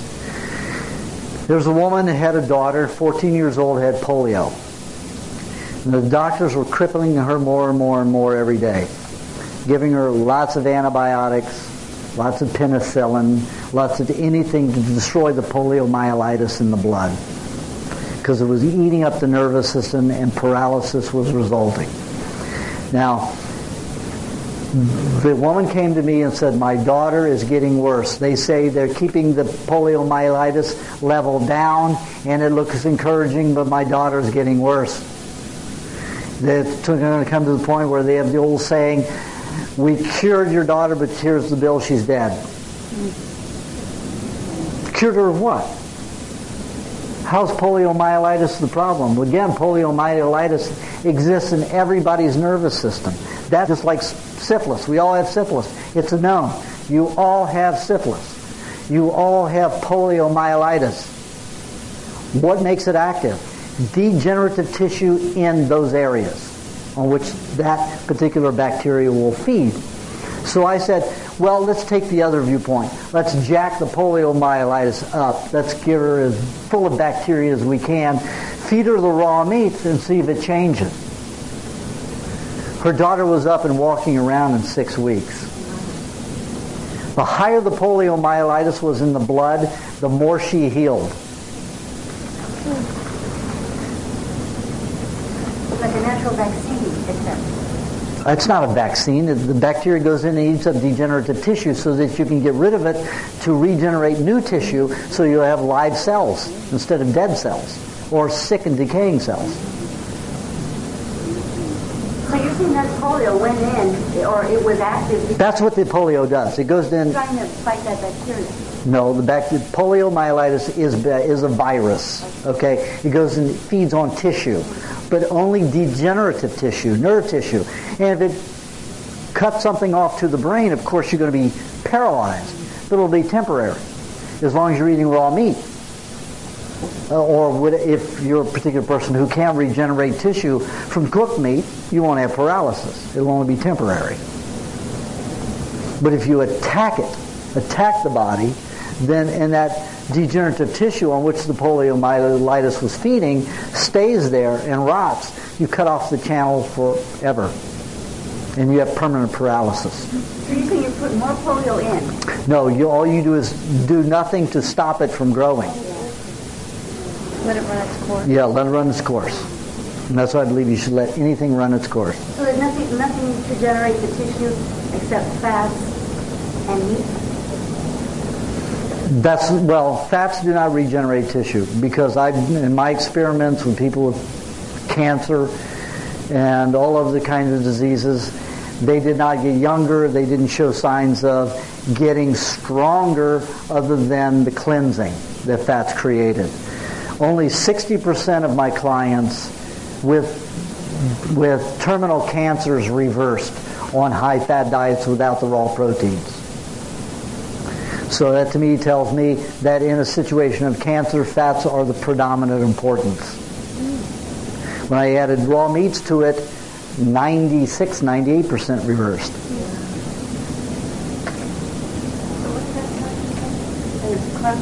The raw fats. Yeah. Well, what I found is that in a case of cancer is nothing other than the body's inability to discard dead cells. I found in 90% of all the cases that I've looked at, it follows a breakdown of the liver.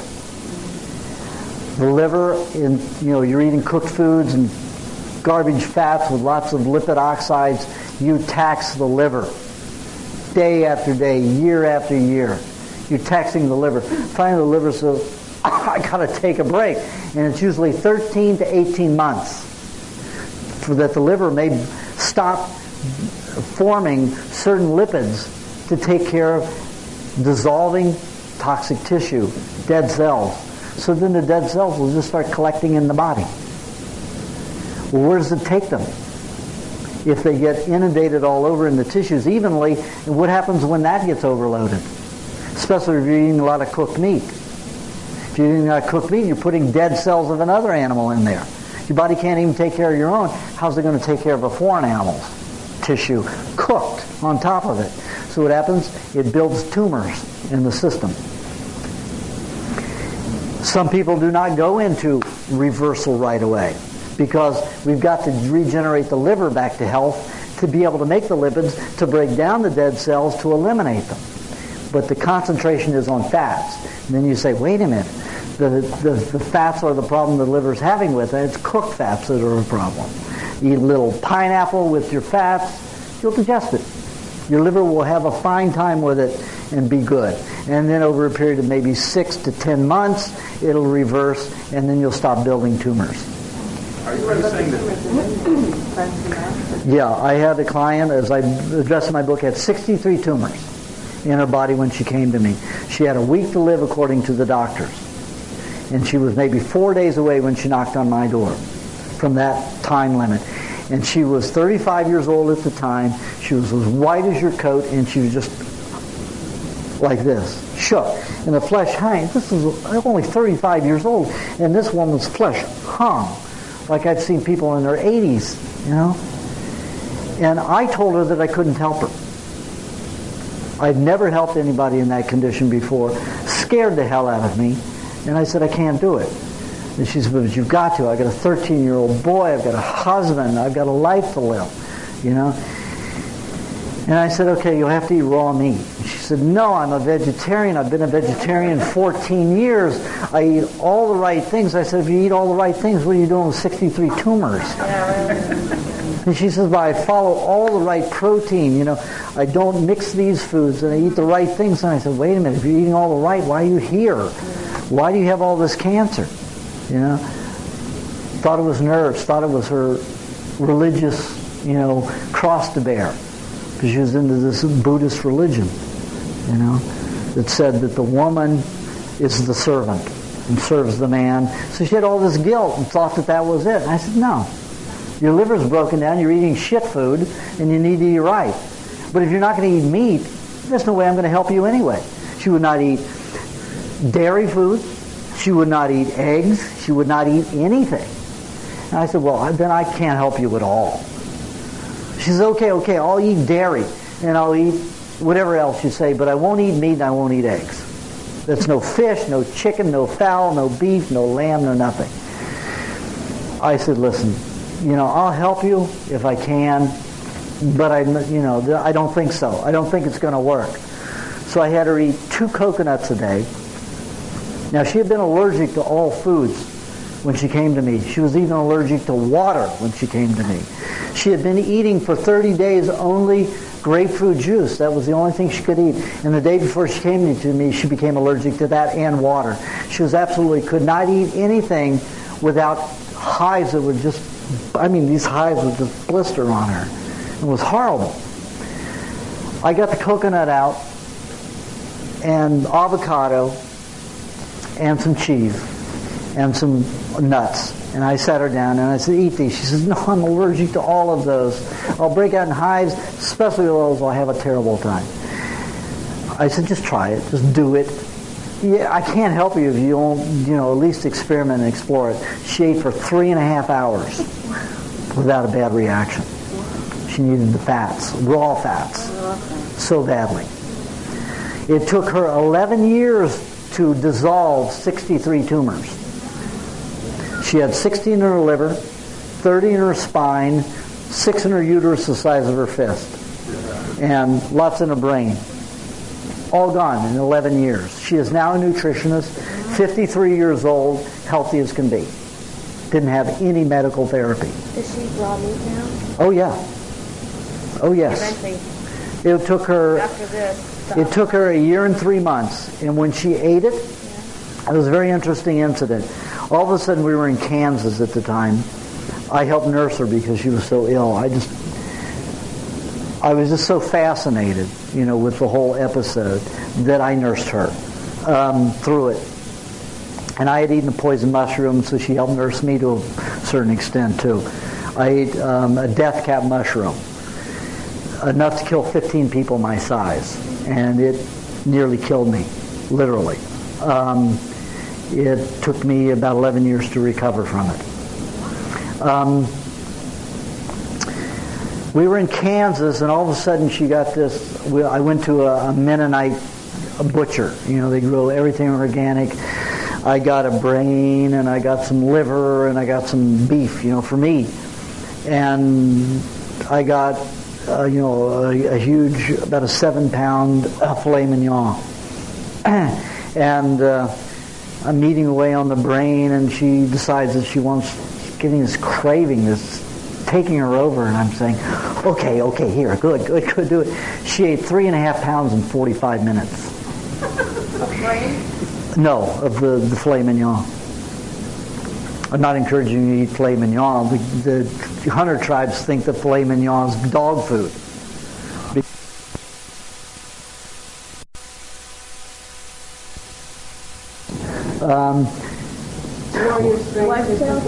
No, but their folklore was that filet mignon creates weak tissue, so they always do it to the dogs. Right. Because it's so tender. Because it's so tender. So they go for the tough meats, brisket, round, chuck, all that stuff. That's the top meat. And in my experiments, because I was eating filet mignon, the brains and all that, and I had muscle tissue, but nothing like I have now, until I started eating muscle meat. And now, this is without having exercised in almost 20 years, 20 years in April. And I keep solid muscle because I eat lots of muscle meat, mostly muscle meat. Is that like muscle meat? That's liver? No, that's glandular. The muscle meat is, steak, chuck, all that stuff. Tender. Yeah, but those are more tender. You go for the tough stuff if you want, hard, solid tissue. So she ate 7 pounds. She ate that whole 7 pounds in 24 hours. Exactly 10 days later, she went into contractions like labor. Every time she had a contraction, blood shot out her uterus. I mean, I'm saying, let me take you to the hospital. She's saying, no way am I going to the hospital. She got very psychic at that time, and, whatever that meant at the time is she felt very intuitional. She said, I'm not going to go to the hospital. I perceive this will take 3 hours to go through this. Let me be. Just help me. Go get a bowl with a little bit of water in it and a towel. Wring it up. Put a piece of plastic under me. Put towels under me. Wring it up. So I followed her instructions, and I mopped up in 3 hours 3 quarts of blood. You know how many quarts people have in them? 4 to 5. I'm here just trying to keep my cool, thinking I'm going to jail at any minute when this woman dies.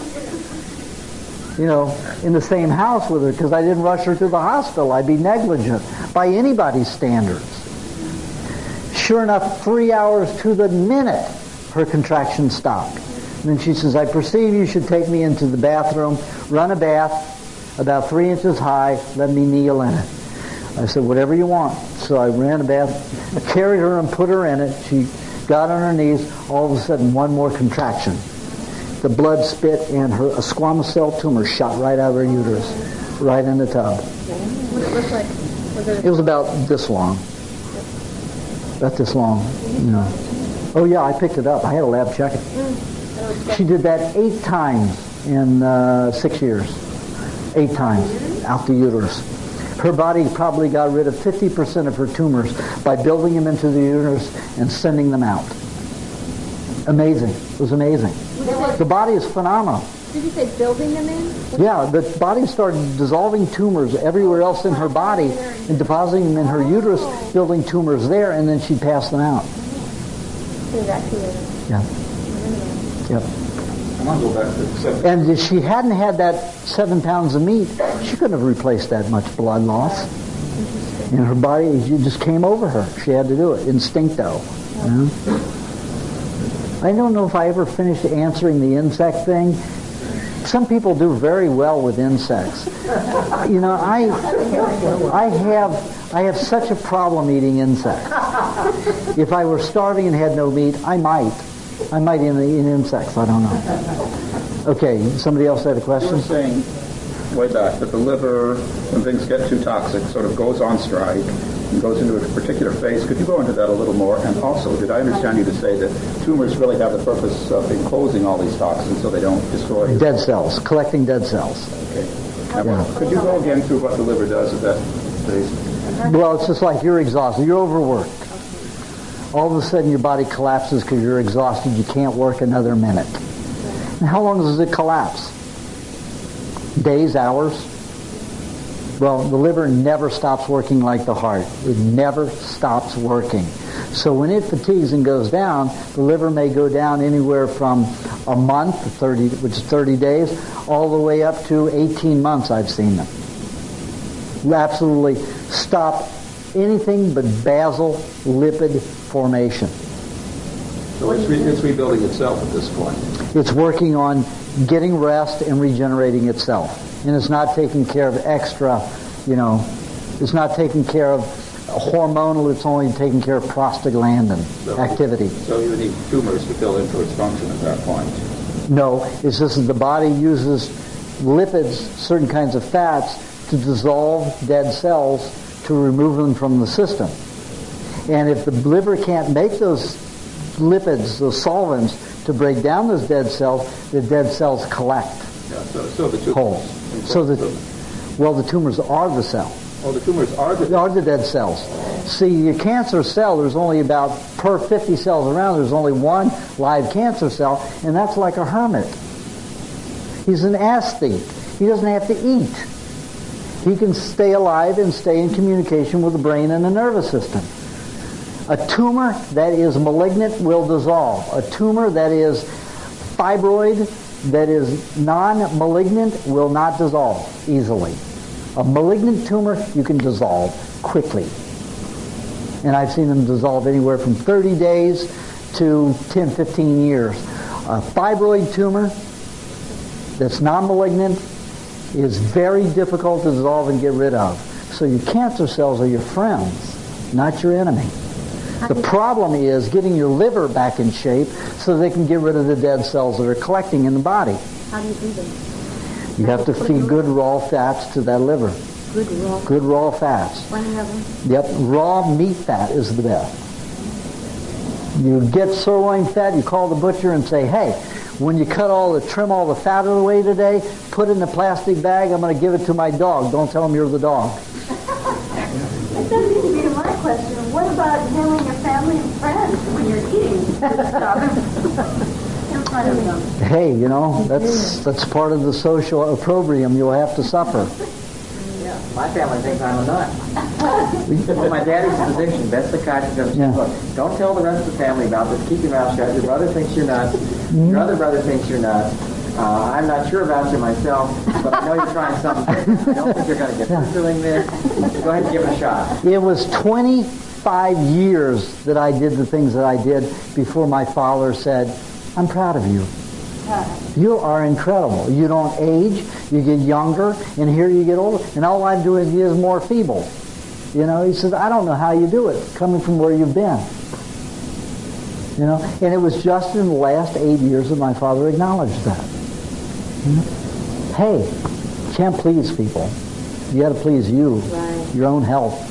They're not living your life, that's for sure. That's what I decided. Yeah. People think I'm a nut, that's okay. I don't know whether I'm willing to try different things. And right. A lot of the things I've tried I've been disappointed in, but I'm willing to try them. I'm willing to talk to other people. And you sort of get this thing where you can talk to other people who are on your wavelength, so the other people, listen. Yeah.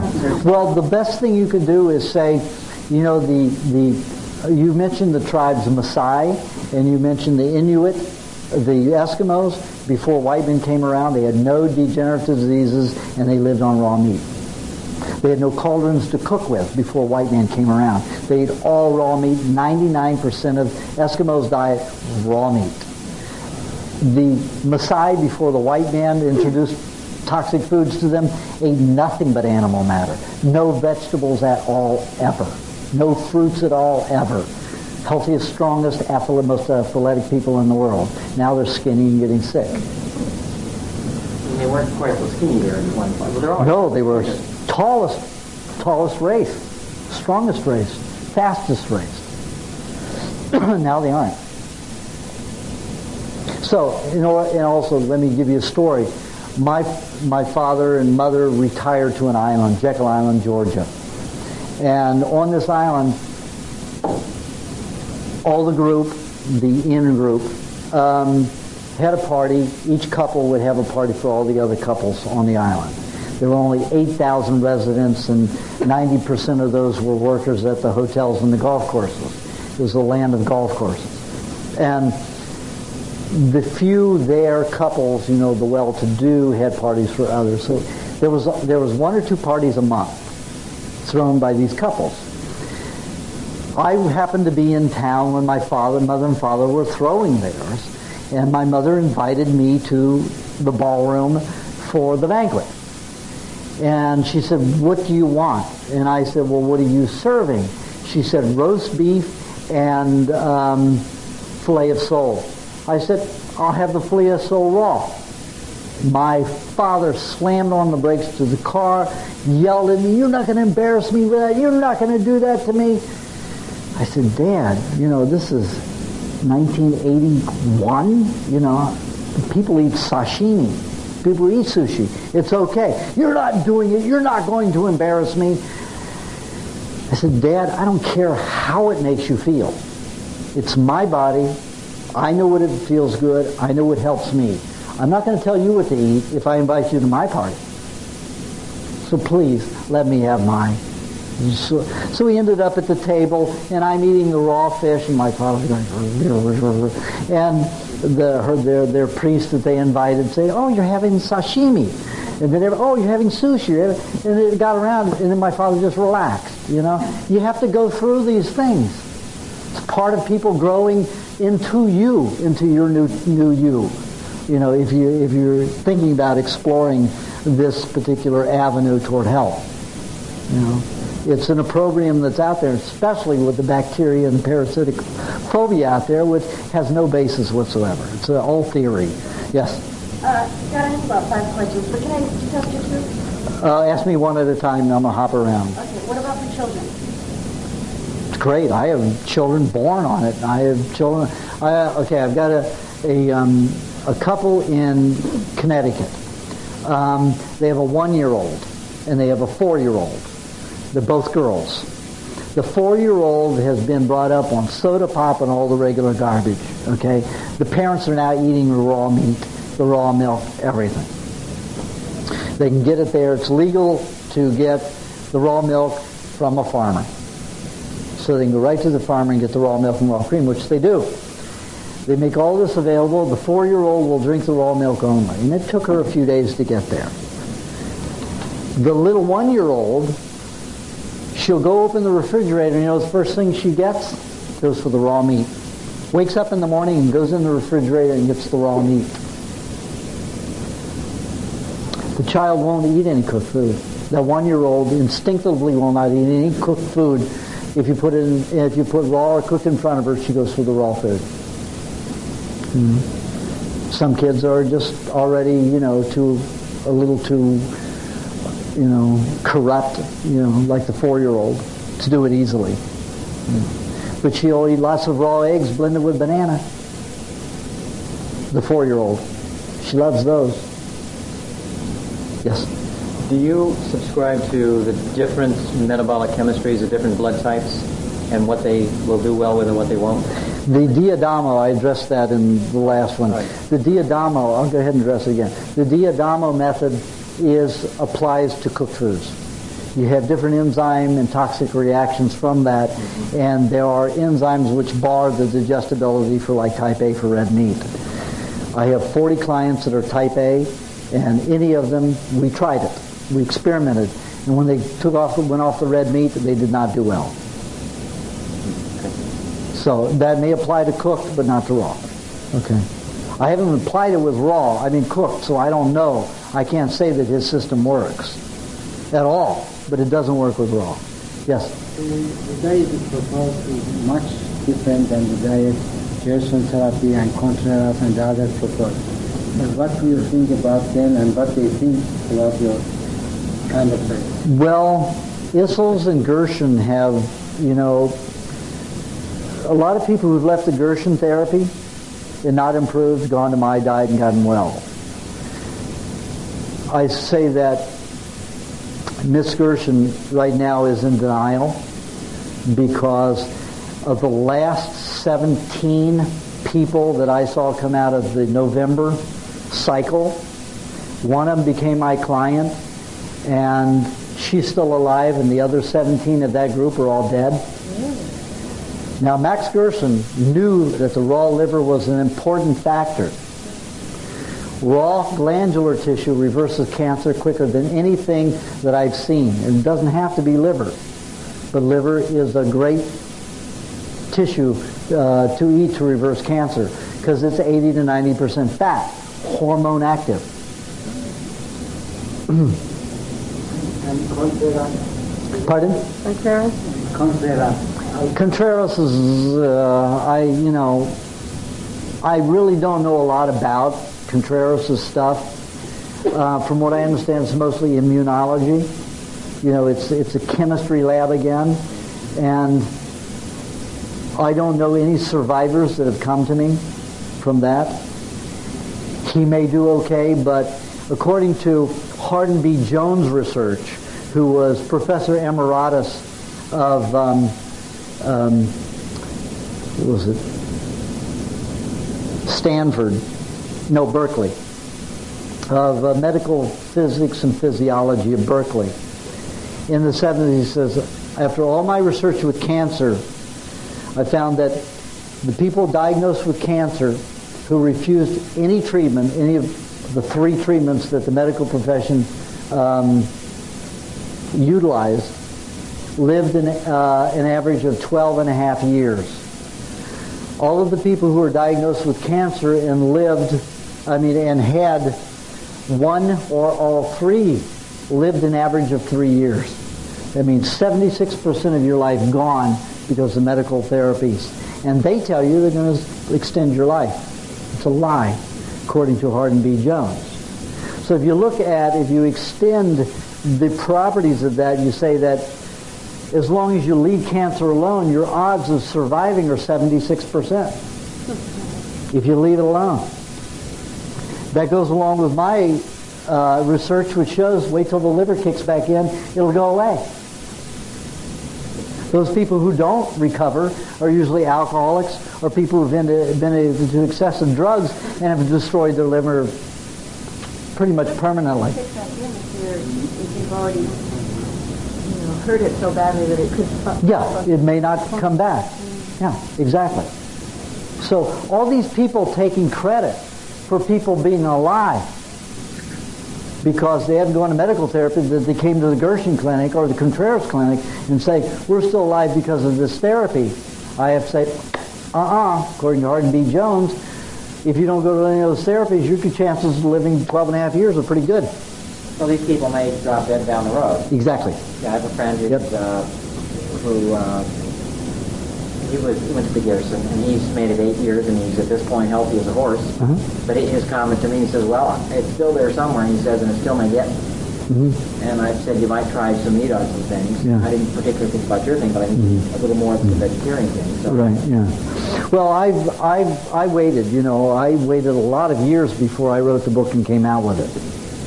I wanted to make sure that mine extended beyond the norm. The doctors say if you live 5 years beyond your cancer date, you're cured. Bullshit. According to Hardin B. Jones, you live beyond 12 and a half years, you're cured. Well, I'm 31 years beyond the time I was supposed to be dead. So I can say, I've done it pretty well. And I had just the multiple myeloma alone, which is blood and bone cancer, 0.01% ever survives more than 5 years. Survives 5 years. 0.01% survives up to 5 years. And here I am, 31 years. Yes.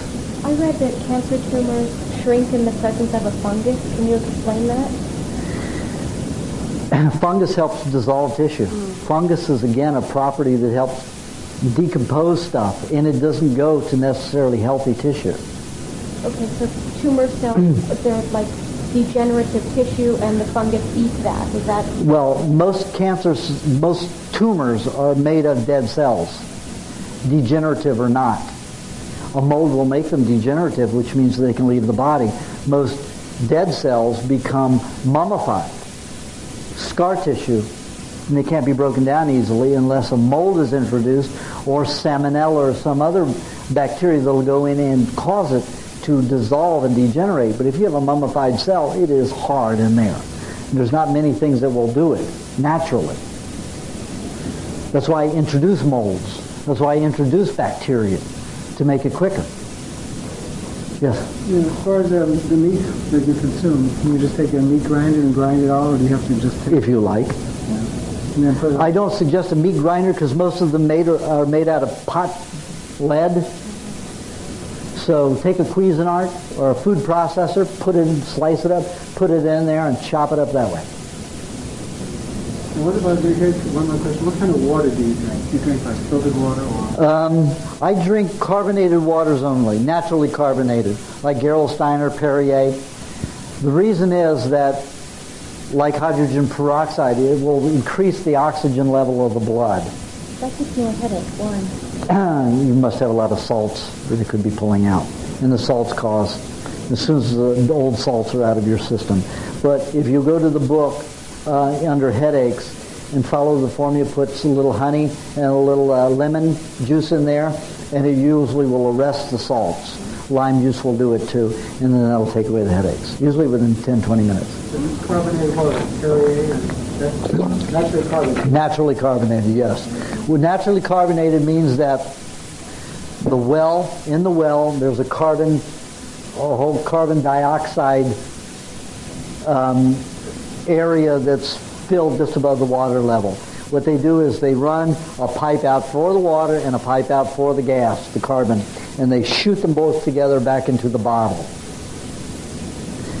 If it's chemically done, they make a chemical reaction with sodium carbide or some other chemical form to cause it, and that causes headaches on its own without pulling salts out into your body, out from the body, causing the high blood pressure. We don't have much time for that. What time is it? 20. Oh my God. Okay, let's go. What do you buy your meat? Right now I'm buying mostly the New Zealand beef because it's graze-fed from Whole Foods. Okay. Not frozen. Not frozen, right. And I still buy Coleman at Wild Oats. Okay, let me go right down the line. Stand up here. Let me see your hands. If somebody would like to write these things down for each other, it would be a good idea. Okay, relax your hands. Okay, your sex glands are very overactive. Your adrenal glands are very overactive. Your pancreas is overactive on one side and debilitated on another. You don't do well with sugars. I don't suggest you have more than one piece of fruit a day. This will be on tape, so all of you who want to get it, just buy the tape, and then you don't have to worry about writing it down. Most of your glands are overactive. It shows that you produce red blood cells. You produce red blood cells pretty well. You're a person who normally would do pretty well on a vegetarian diet. However, you have lots of glycotoxins stored in the body and formed in there, and they need to be gotten out. You need about, I'd say, 50% red meat for about 2 years. Lots of chicken, raw chicken. Rocky Jr. is probably the better. Do not eat the skin. It's been dipped in boiling water to get the feathers off. Please listen, because some of the stuff I say I'm not going to repeat again because we don't have the time. You might need a little cooked starch. If you find you get temperamental or a little angry or a little impatient, it's because you have so many hormones dumping into your blood at one time, it's difficult for you to relax. So you might have a little bit of cooked starch, like a half a baked potato with a whole stick of raw unsalted butter. Or, a good piece of meat with it. And try to use soft nuts first, walnuts or the pecans, and if that doesn't work, in meats. If that doesn't work, then go for the half a baked potato with lots of butter. Suggest, like I said, 50% red meat, 50% white meat for a couple of years, and then lean more toward the white meat after that, and then fluctuate on your own instincts. Your liver there's quite a bad condition in your liver. Right now you have lots of bacteria throughout the liver. Encourage that, but you want to give them lots of fat to help it out. So eat lots of meat fat. And if you have to call the butcher and say, put it aside for my dog, then go do it. Be very helpful. Your red blood cell count, like I say, is very, very good, but the red blood cells aren't transporting oxygen well. So I suggest that you drink about 1 cup of the sparkling water a day. And that'll help that. Again, limit fruits, like I said, and eat as much raw milk as you like. And get most of your fluids from that. Juice, 60% celery, 20% parsley, 10% carrot, and 10% cucumber. And if the cucumber isn't organic, peel it. Okay? Great. Next. Hi, Lynn. Okay. Your sex glands are also overactive, and so are your adrenals. Most of your other glands are underactive. Your parathyroid on the right side is overactive, so that helps balance for the low thyroid on both sides. The right thyroid is okay. It's just not very active, and there's an infection in it right now. The left side of your body, the circulation is very poor. Did you take birth control pills at all? No. Or did you take anything to restrict circulation? Any hormones or anything? No hormones. Actually, I take niacin to boost circulation. The problem with niacin is that it's the byproduct of vitamin B3. It's nicotinic acid. It's not really B3. It's used B3. So it tells your body that you've had plenty of B3. So it gives you the niacin rush, but however, it degenerates the tissue that relies upon B3. So if you want to kick that back in, if you can get some non-chemically treated tobacco, chew on a little bit of it, and it'll help. But it has to be non-treated. No saltpeter, no nothing in it. Also cantaloupe, but cantaloupe will have another problem, a sugar problem. You almost have a system like a diabetic. So you have massive sugar problems. I do. So I would say, if you're going to eat a piece of fruit, it has to be with lots of fat, 3 times the fat to the amount of fruit that you eat. Okay? I suggest that you eat mainly red meat, about 75%, 25% white meat. You need lots of fish, too. Out of the white meat, the majority of it should be fish for about 3/4 of a year. And then after that, you can have more chicken. You need some pineapple because you're missing some enzymes in the liver. Pineapple will be helpful. So that's the fruit that you're going to eat whenever you're going to eat the fruit. Okay, and with lots of fat. Pineapple. Correct.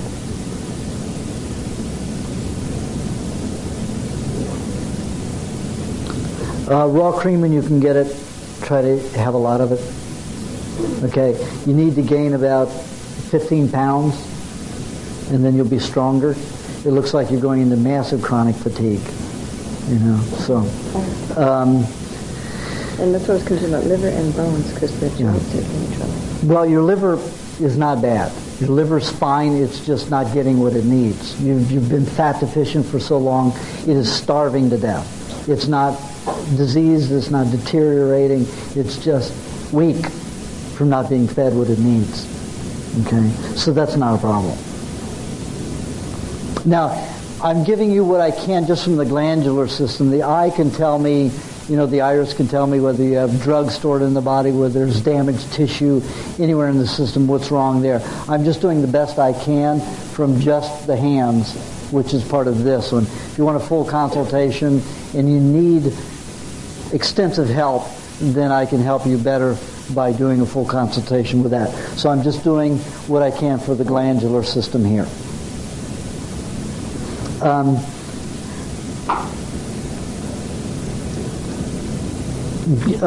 The left side of your spine is very contracted. You need to do the plow on the opposite side, on the left side, to stretch that left side, because it's causing circulation to really be blocked here. Okay? You're welcome. Okay, next. Hi. Okay, overactive. Everybody here has overactive sex glands. We got a lot of sex maniacs here. I like that, because I'm one too. The adrenal glands are very low. Does diabetes run in your family? Yeah, on my mom's side. Okay, well, it's in you too. You don't handle sugars very well at all, so I recommend that you have, fruits maybe once a day for a while, and make sure they're with something to slow it down, some fats. Do not have grapes.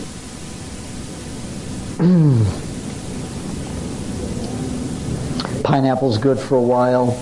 Watermelon's very good, but not a lot at one time. If you're going to eat it in small portions throughout the day. If you have a piece of watermelon that's, say, this size, break it up into about 4 pieces. Okay. I know that you're going to crave the fruits like crazy, but if you start eating the meats, that'll balance.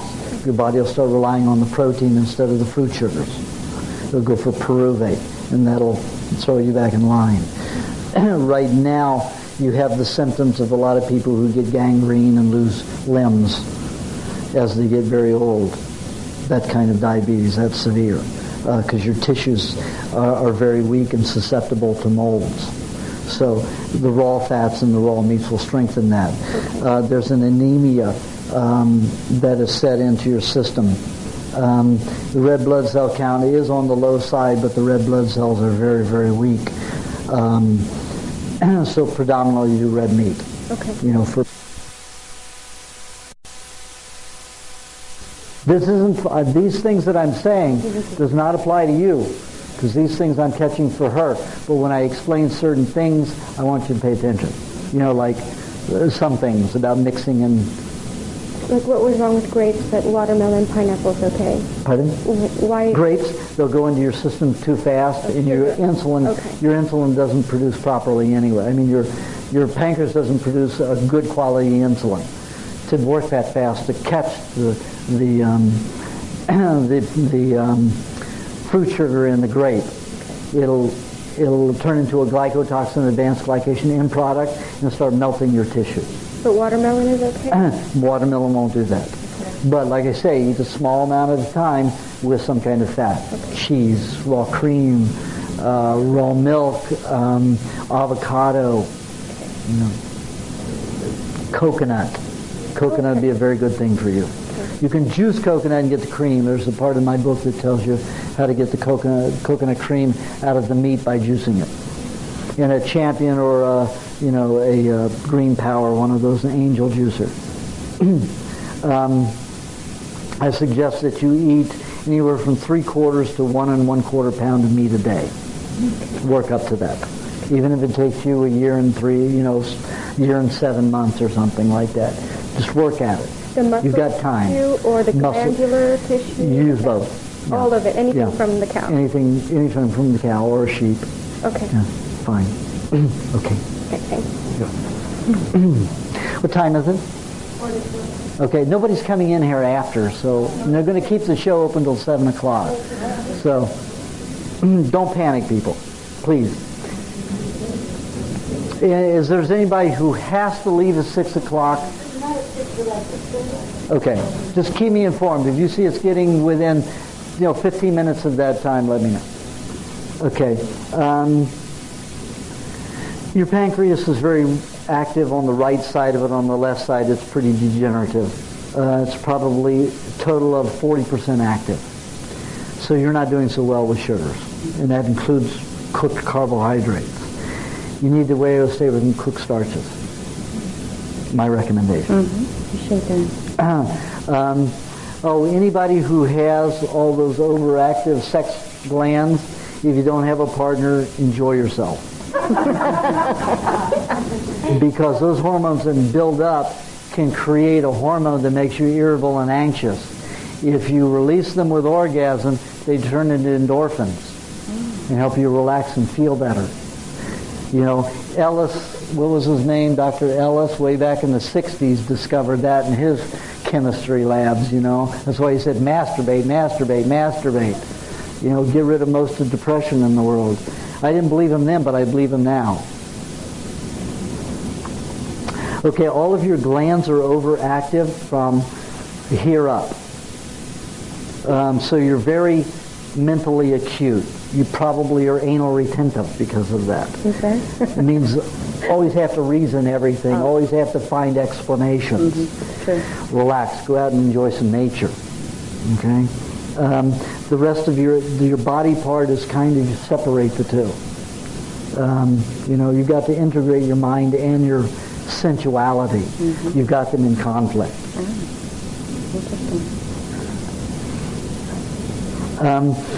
Your red blood cell count is pretty good. I wouldn't say incredibly healthy because your glands are overactive, and they're not overactive because they're healthy overactive. You've got a lot of fat storage in there, and if they don't keep after, they're going to solidify and develop. It looks like conditions that I've seen develop sclerosis, multiple sclerosis. So eat lots of fat. You also need the enzymes in kiwis and pineapple. Eat those with fat, especially raw cream. Help soothe those tissues, get the toxic fat out. You need to eat, I would suggest that you eat a cup of olive oil a week, a half to a whole cup of olive oil a week with red meat to help clean out those glands. Okay? You also need the other fats to help you. Now, if you really want to get well fast and reverse where you're going toward, you need to gain, even that you're slightly overweight now, you need to gain another 15 pounds. Not happy for you aesthetically, maybe, but screw aesthetics when you're healthy, okay? And it probably for about 3.5 years you'll need to do that, okay? By eating? And then it'll start coming off. Unless did you have a cesarean? No. Okay, Never had. then it's fine. Okay, in probably 3.5 years you won't have to do that. Like I say, I did say cycle, 5-month cycle. Put it on 2.5 months, take it off in 2.5 months. One way to take it off is eat eggs, 2 eggs, 1 or 2 eggs blended with 5 ounces of vegetable juice. Vegetable juice should be 80% celery, 20% parsley. 1 or 2 eggs, depending upon if you're male or female or a large person. If you're a small person, 1 egg. You want to lose more weight, 1 egg. Next day, only meat and water. Much meat as you like. And you'll take it off with a sound mind and a sound body.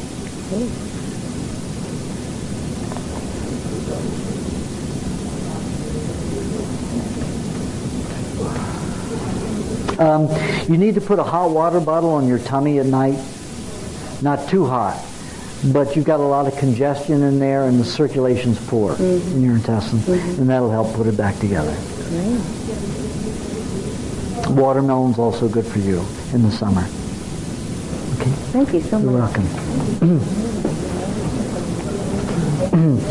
Okay, another person with very overactive sex glands and adrenals.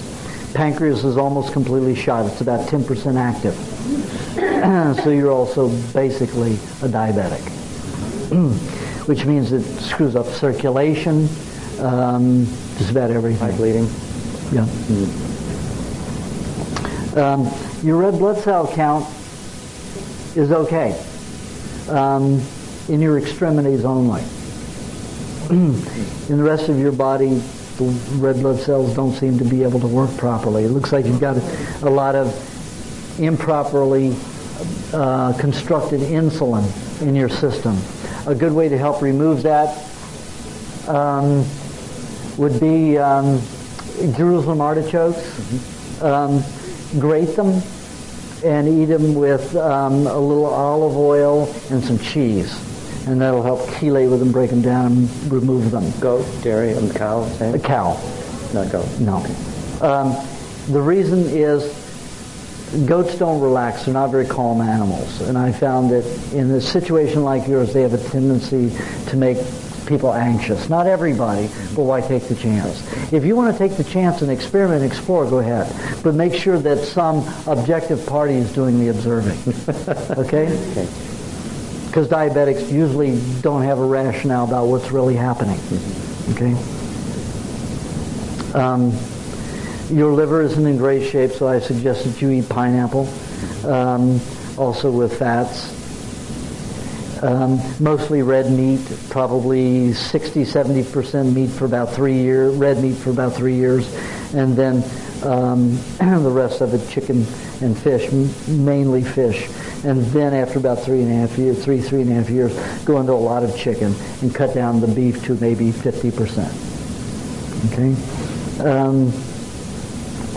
You need to eat about 5 sprigs of parsley every other day for about 3 weeks at a time, and go into 5-month cycles of eating it. Also eat whole cucumbers. If they're not organic, peel them. A little bit of zucchini is also helpful. No milk early in the day might give you a little bit of CFS, chronic fatigue. It might make you a little difficulty in getting your digestion going. So make sure it's after 1 o'clock, and then have your milk then. Stick with juice in the morning, and you can mix your juice and like you could have a few bites of cheese before you have some juice. And the juice I recommend for you is 80% celery, 10% parsley, and 10% carrot juice. Okay, thank you. You're welcome. I don't know if this is bypass. Okay. Is it psychic or oriental diagnosis? I don't know. No, I don't know. I don't feel comfortable. I do have just 2 questions on your thyroid gland and like varicose veins. I think the veins have some antibiotics. Yeah. Just let me see your hand. It's not psychic. I see I'm like patterns on that. I've been to people I don't trust. Healer. I don't know. Your parathyroid is overactive on the right side and on the left side. Your thyroids look fine. I'm on thyroid medication. What thyroid? Yeah, but I mean, there's no degenerative tissue in there, and they're not inactive. So what I'm doing, they must not be working if I'm taking thyroid every day. Well, that means your thyroid will never work if you're taking supplemental. Right. Never. Your thyroid just may have gone into a lull, just like the liver does sometimes. Well, when you mentioned that vitamin E, yeah. I used to take 300, I use a vitamin E. Wow. And you had said that creates thyroid? Yeah. What do you do for the... So it may be toxic, but they're not deatrophying. Okay. But the spider veins, varicose veins, can you do anything about that? Because I've been taking tons of vitamin C and vitamin C is the worst thing you can do for it. Vitamin C robs the blood of fat. And calcium. And calcium. If it robs the fat, it's going to rob the calcium. It's going to rob all the minerals. It's going to degenerate your tissues. Vitamin C is one of the worst things you can do, psychologically, emotionally, physically. Unless you're a fat person. And you are not a fat person. Yeah. None. Yeah. So vitamin C is the worst thing you can be taking. If you want to kick your thyroid in, go get thyroid tissue. I've had a thyroid problem since I was a child. I go to a buffalo ranch or somewhere and get a thyroid of a calf or something, and I will take the thyroid and cut it up into 3 parts. And I'll blend it with milk, and it tastes like clam chowder. Put a little red onion in it and blend it together so it's like clam chowder. I only have to eat that once every 1.5 years to once every 2 years, and it takes care of me for that whole time. My clients that way too. Okay. Only takes eating 1 whole thyroid once every 1 year to 1 and 2 years. Of a calf thyroid? Calf. A calf or a buffalo calf, yeah. What do you do for the spider vein? Because they're breaking continuously. I take the vitamin C and makes it slow down. Because when I go off it, more break. It's from a side effect of all the drugs. Right. But it was like when I had one, I was 19, and that's all they said. It was like from the sulfur and the tetracycline. But how do you reverse it? Or stop the process? Well, what happens is it creates mutant yeasts and molds, antibiotics, and they normally go into the bone. But if the bone is not strong, then it could go into the veins too. and that can create it. So they're constantly, just molding, deteriorating, they break. The best way to get rid of that is to eat lots of fat with meat. Lots of chicken. Wow. Yep. The glands usually, I found that the glands regenerate quickest with red meat. The skin, the tissues throughout the entire body mainly regenerate with fowl best. Chicken, turkey. What regenerate? What's that? The tissues throughout the system except for dark glandular tissue. And the blood is very important with red meat in most people, and some people not. But the white meat is the best thing you can do, white meat and fat. What about fish? What is that special for? It's white. Well, fish I found is great for the nervous system. It mainly rebuilds the constituents, not the myelin. The myelin is about 80 to 90% fat. So the fish fat can, aid to the myelin, but the actual epidermis of, all tissues is helped by chicken the best. By the way, may I just ask, have you had anything happen with ALS? With this kind has anyone ever come to you with that? Yeah. It's in my book, too. Yeah. Okay. Can I say one thing? When you eat the chicken, or any of this raw stuff, do you have to marinate it, or you just buy it, wash it, and then just dig in with your knife or fork? Whatever recipe you can come up with, you can do it. You can put lemon on it, you can put lime on it, you can do what the Tahitians do. When I was on the island of Moorea, which is right next to Tahiti, they had a recipe. They take coconut meat, they wring the fat out of it, they mix lime and coconut cream and diced tomatoes, and they fold it all together with either chopped meat or chopped chicken or chopped fish. It is so delicious. It is incredible. My girlfriend said, she was a neighbor, she bought my book, and she said, she had chronic fatigues, and she was, 20 years old, and all kinds of problems. She got on a diet of doing better. She said, but one thing I will never do is eat the chicken. I can't eat raw chicken. So I invited her over for lunch the next day and fed her that meal. She says, this is so good. What is it? And I said, I'm not telling you until you finish. And she's been eating raw chicken almost every day since. So you can just have raw without doing other stuff. Absolutely, yeah. I mostly eat it. To avoid parasites. Like the Japanese, they marinate it to avoid tapeworms or something. You don't believe in that? No. But, if you want to do that, they do it because it digests faster, not because they're trying to get rid of the worms. So you don't get tapeworms or parasites from raw? No. Tapeworms live in individuals who mainly eat grains only. Third world countries, and they're not fed any proteins. Parasites are there feeding on all of that carbohydrate, that advanced glycation end products that would melt their body. If they didn't have those tapeworms in there, they would be in real worse shape than they already are. Okay. Stand. Hi. Relax your hands. Okay. Your glands are overactive also. Your sex glands. Your thyroid gland is normal. Your pancreas is almost inactive. So stay away from fruit and carbohydrates, even carrot juice, unless it's in very small amounts. Lots of red meat, about 70% red meat, 30% white. Fish, chicken, evenly. You could lean more on the chicken if you want. The chicken really makes the skin wonderful.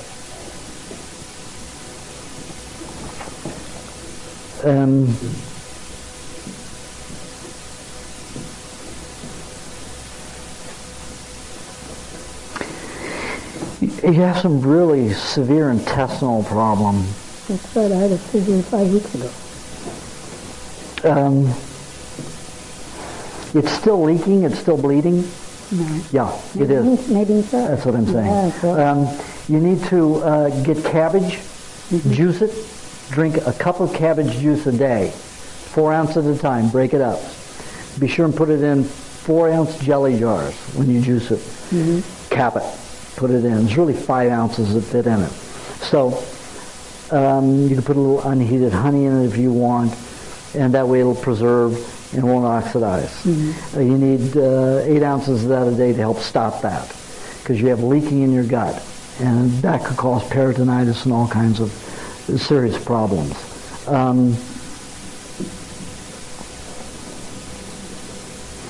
Lots of chicken. You need lots of chicken, but you also need the red meat.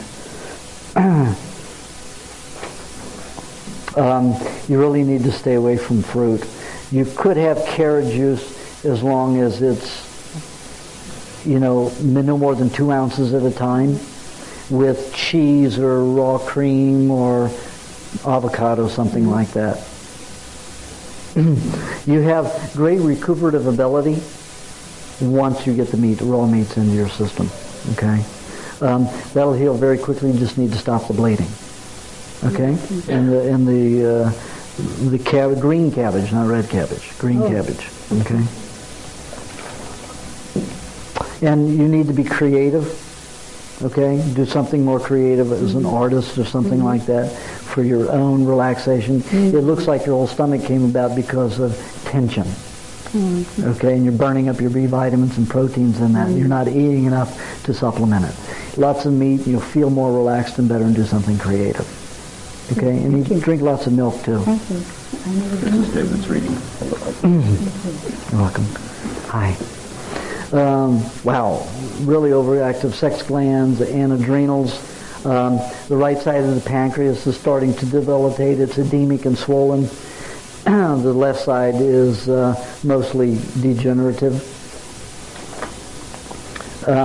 Your glands are very active. All of your glands are active except for the pancreas, overactive. Red blood cell count is okay. Not great, but it's okay. I would say 60% red meat and 40% white, mainly chicken, some fish, about 10% fish. So that means 30% chicken. Your body looks like it's storing its dead cells in the skin, which is a good place for it. It won't cause much damage, in the skin. I suggest that you have a half to a whole cup of olive oil a week with either chicken or fish. You could have a half a cup with chicken and half a cup with beef. Okay. And help break some of that storage in the tissue down, in the skin down.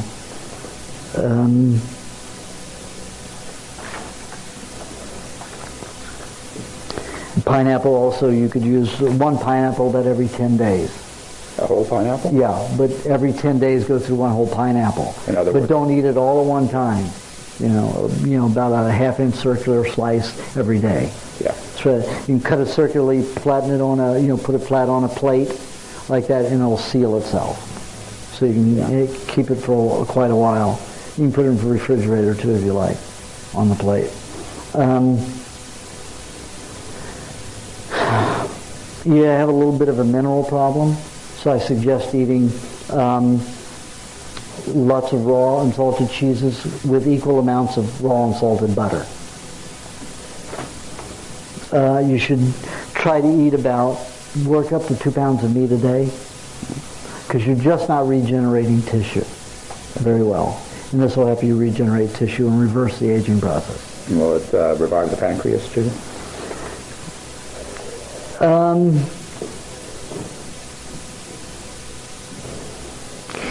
It looks like there's something in the left side of the pancreas that's causing a block, and there's some kind of toxicity in there. So I doubt that the left side will, and that the left side cleans out, but you don't need it. The right side is pretty strong, even though it's a little inflamed and edemic.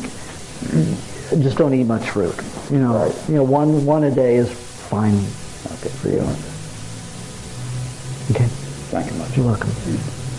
This is Elsa's reading. Hi. Relax your hands. Your whole uterine area is drying up. You're not breaking down fats properly to lubricate yourself properly in that area. Everywhere else you seem to be fine. So it tells me is that you're storing salts or some kind of chemical down there. You taking any medication that might be causing that? Thyroid. Yeah? For thyroid and Zola for depression. Okay, the Zola would be causing that. Lots of raw meats will help reverse that. What do you recommend for lesions? Like I've had a few fever blisters and just like mild acne. Do you say that's for hormonal, or is that? That is usually toxicity coming out of the tissues, like the byproducts of your hormone supplements. Okay, and there's no way you can get around that without eating tons of eggs, lots of raw eggs. Yeah. Okay. You know, maybe 6 to 10 a day. Okay. Your sex glands, all of that are just drying out. Really? Yeah. From here to here. So eat lots of, eggs and raw fats, and your meat, of course. You will find that most depression, anywhere from 80 to 90% of your depression will go away as long as you're eating meats. Really? Yeah. Is that for everybody? Pardon? Is that for everybody? Well, For her? most people. That's for most people. Yeah. Most depression will go away with eating the meat. Yeah. There are some cases with chronic fatigue it doesn't work as high as that, maybe 60%. Oh yes. That means that nobody's going to get this recording, the rest of it. Still recording. Okay. You need which microphone? It's got to be locked up Okay. for a certain time. Sorry. That's for the room? Yeah. That's Okay, I will speak louder, more loudly. Yeah, he's still recording. But Well- everybody's going to have to leave this side of the building soon. Okay. It shouldn't take much longer. Which is it you want? Okay. Terrific. All right. All right. Okay.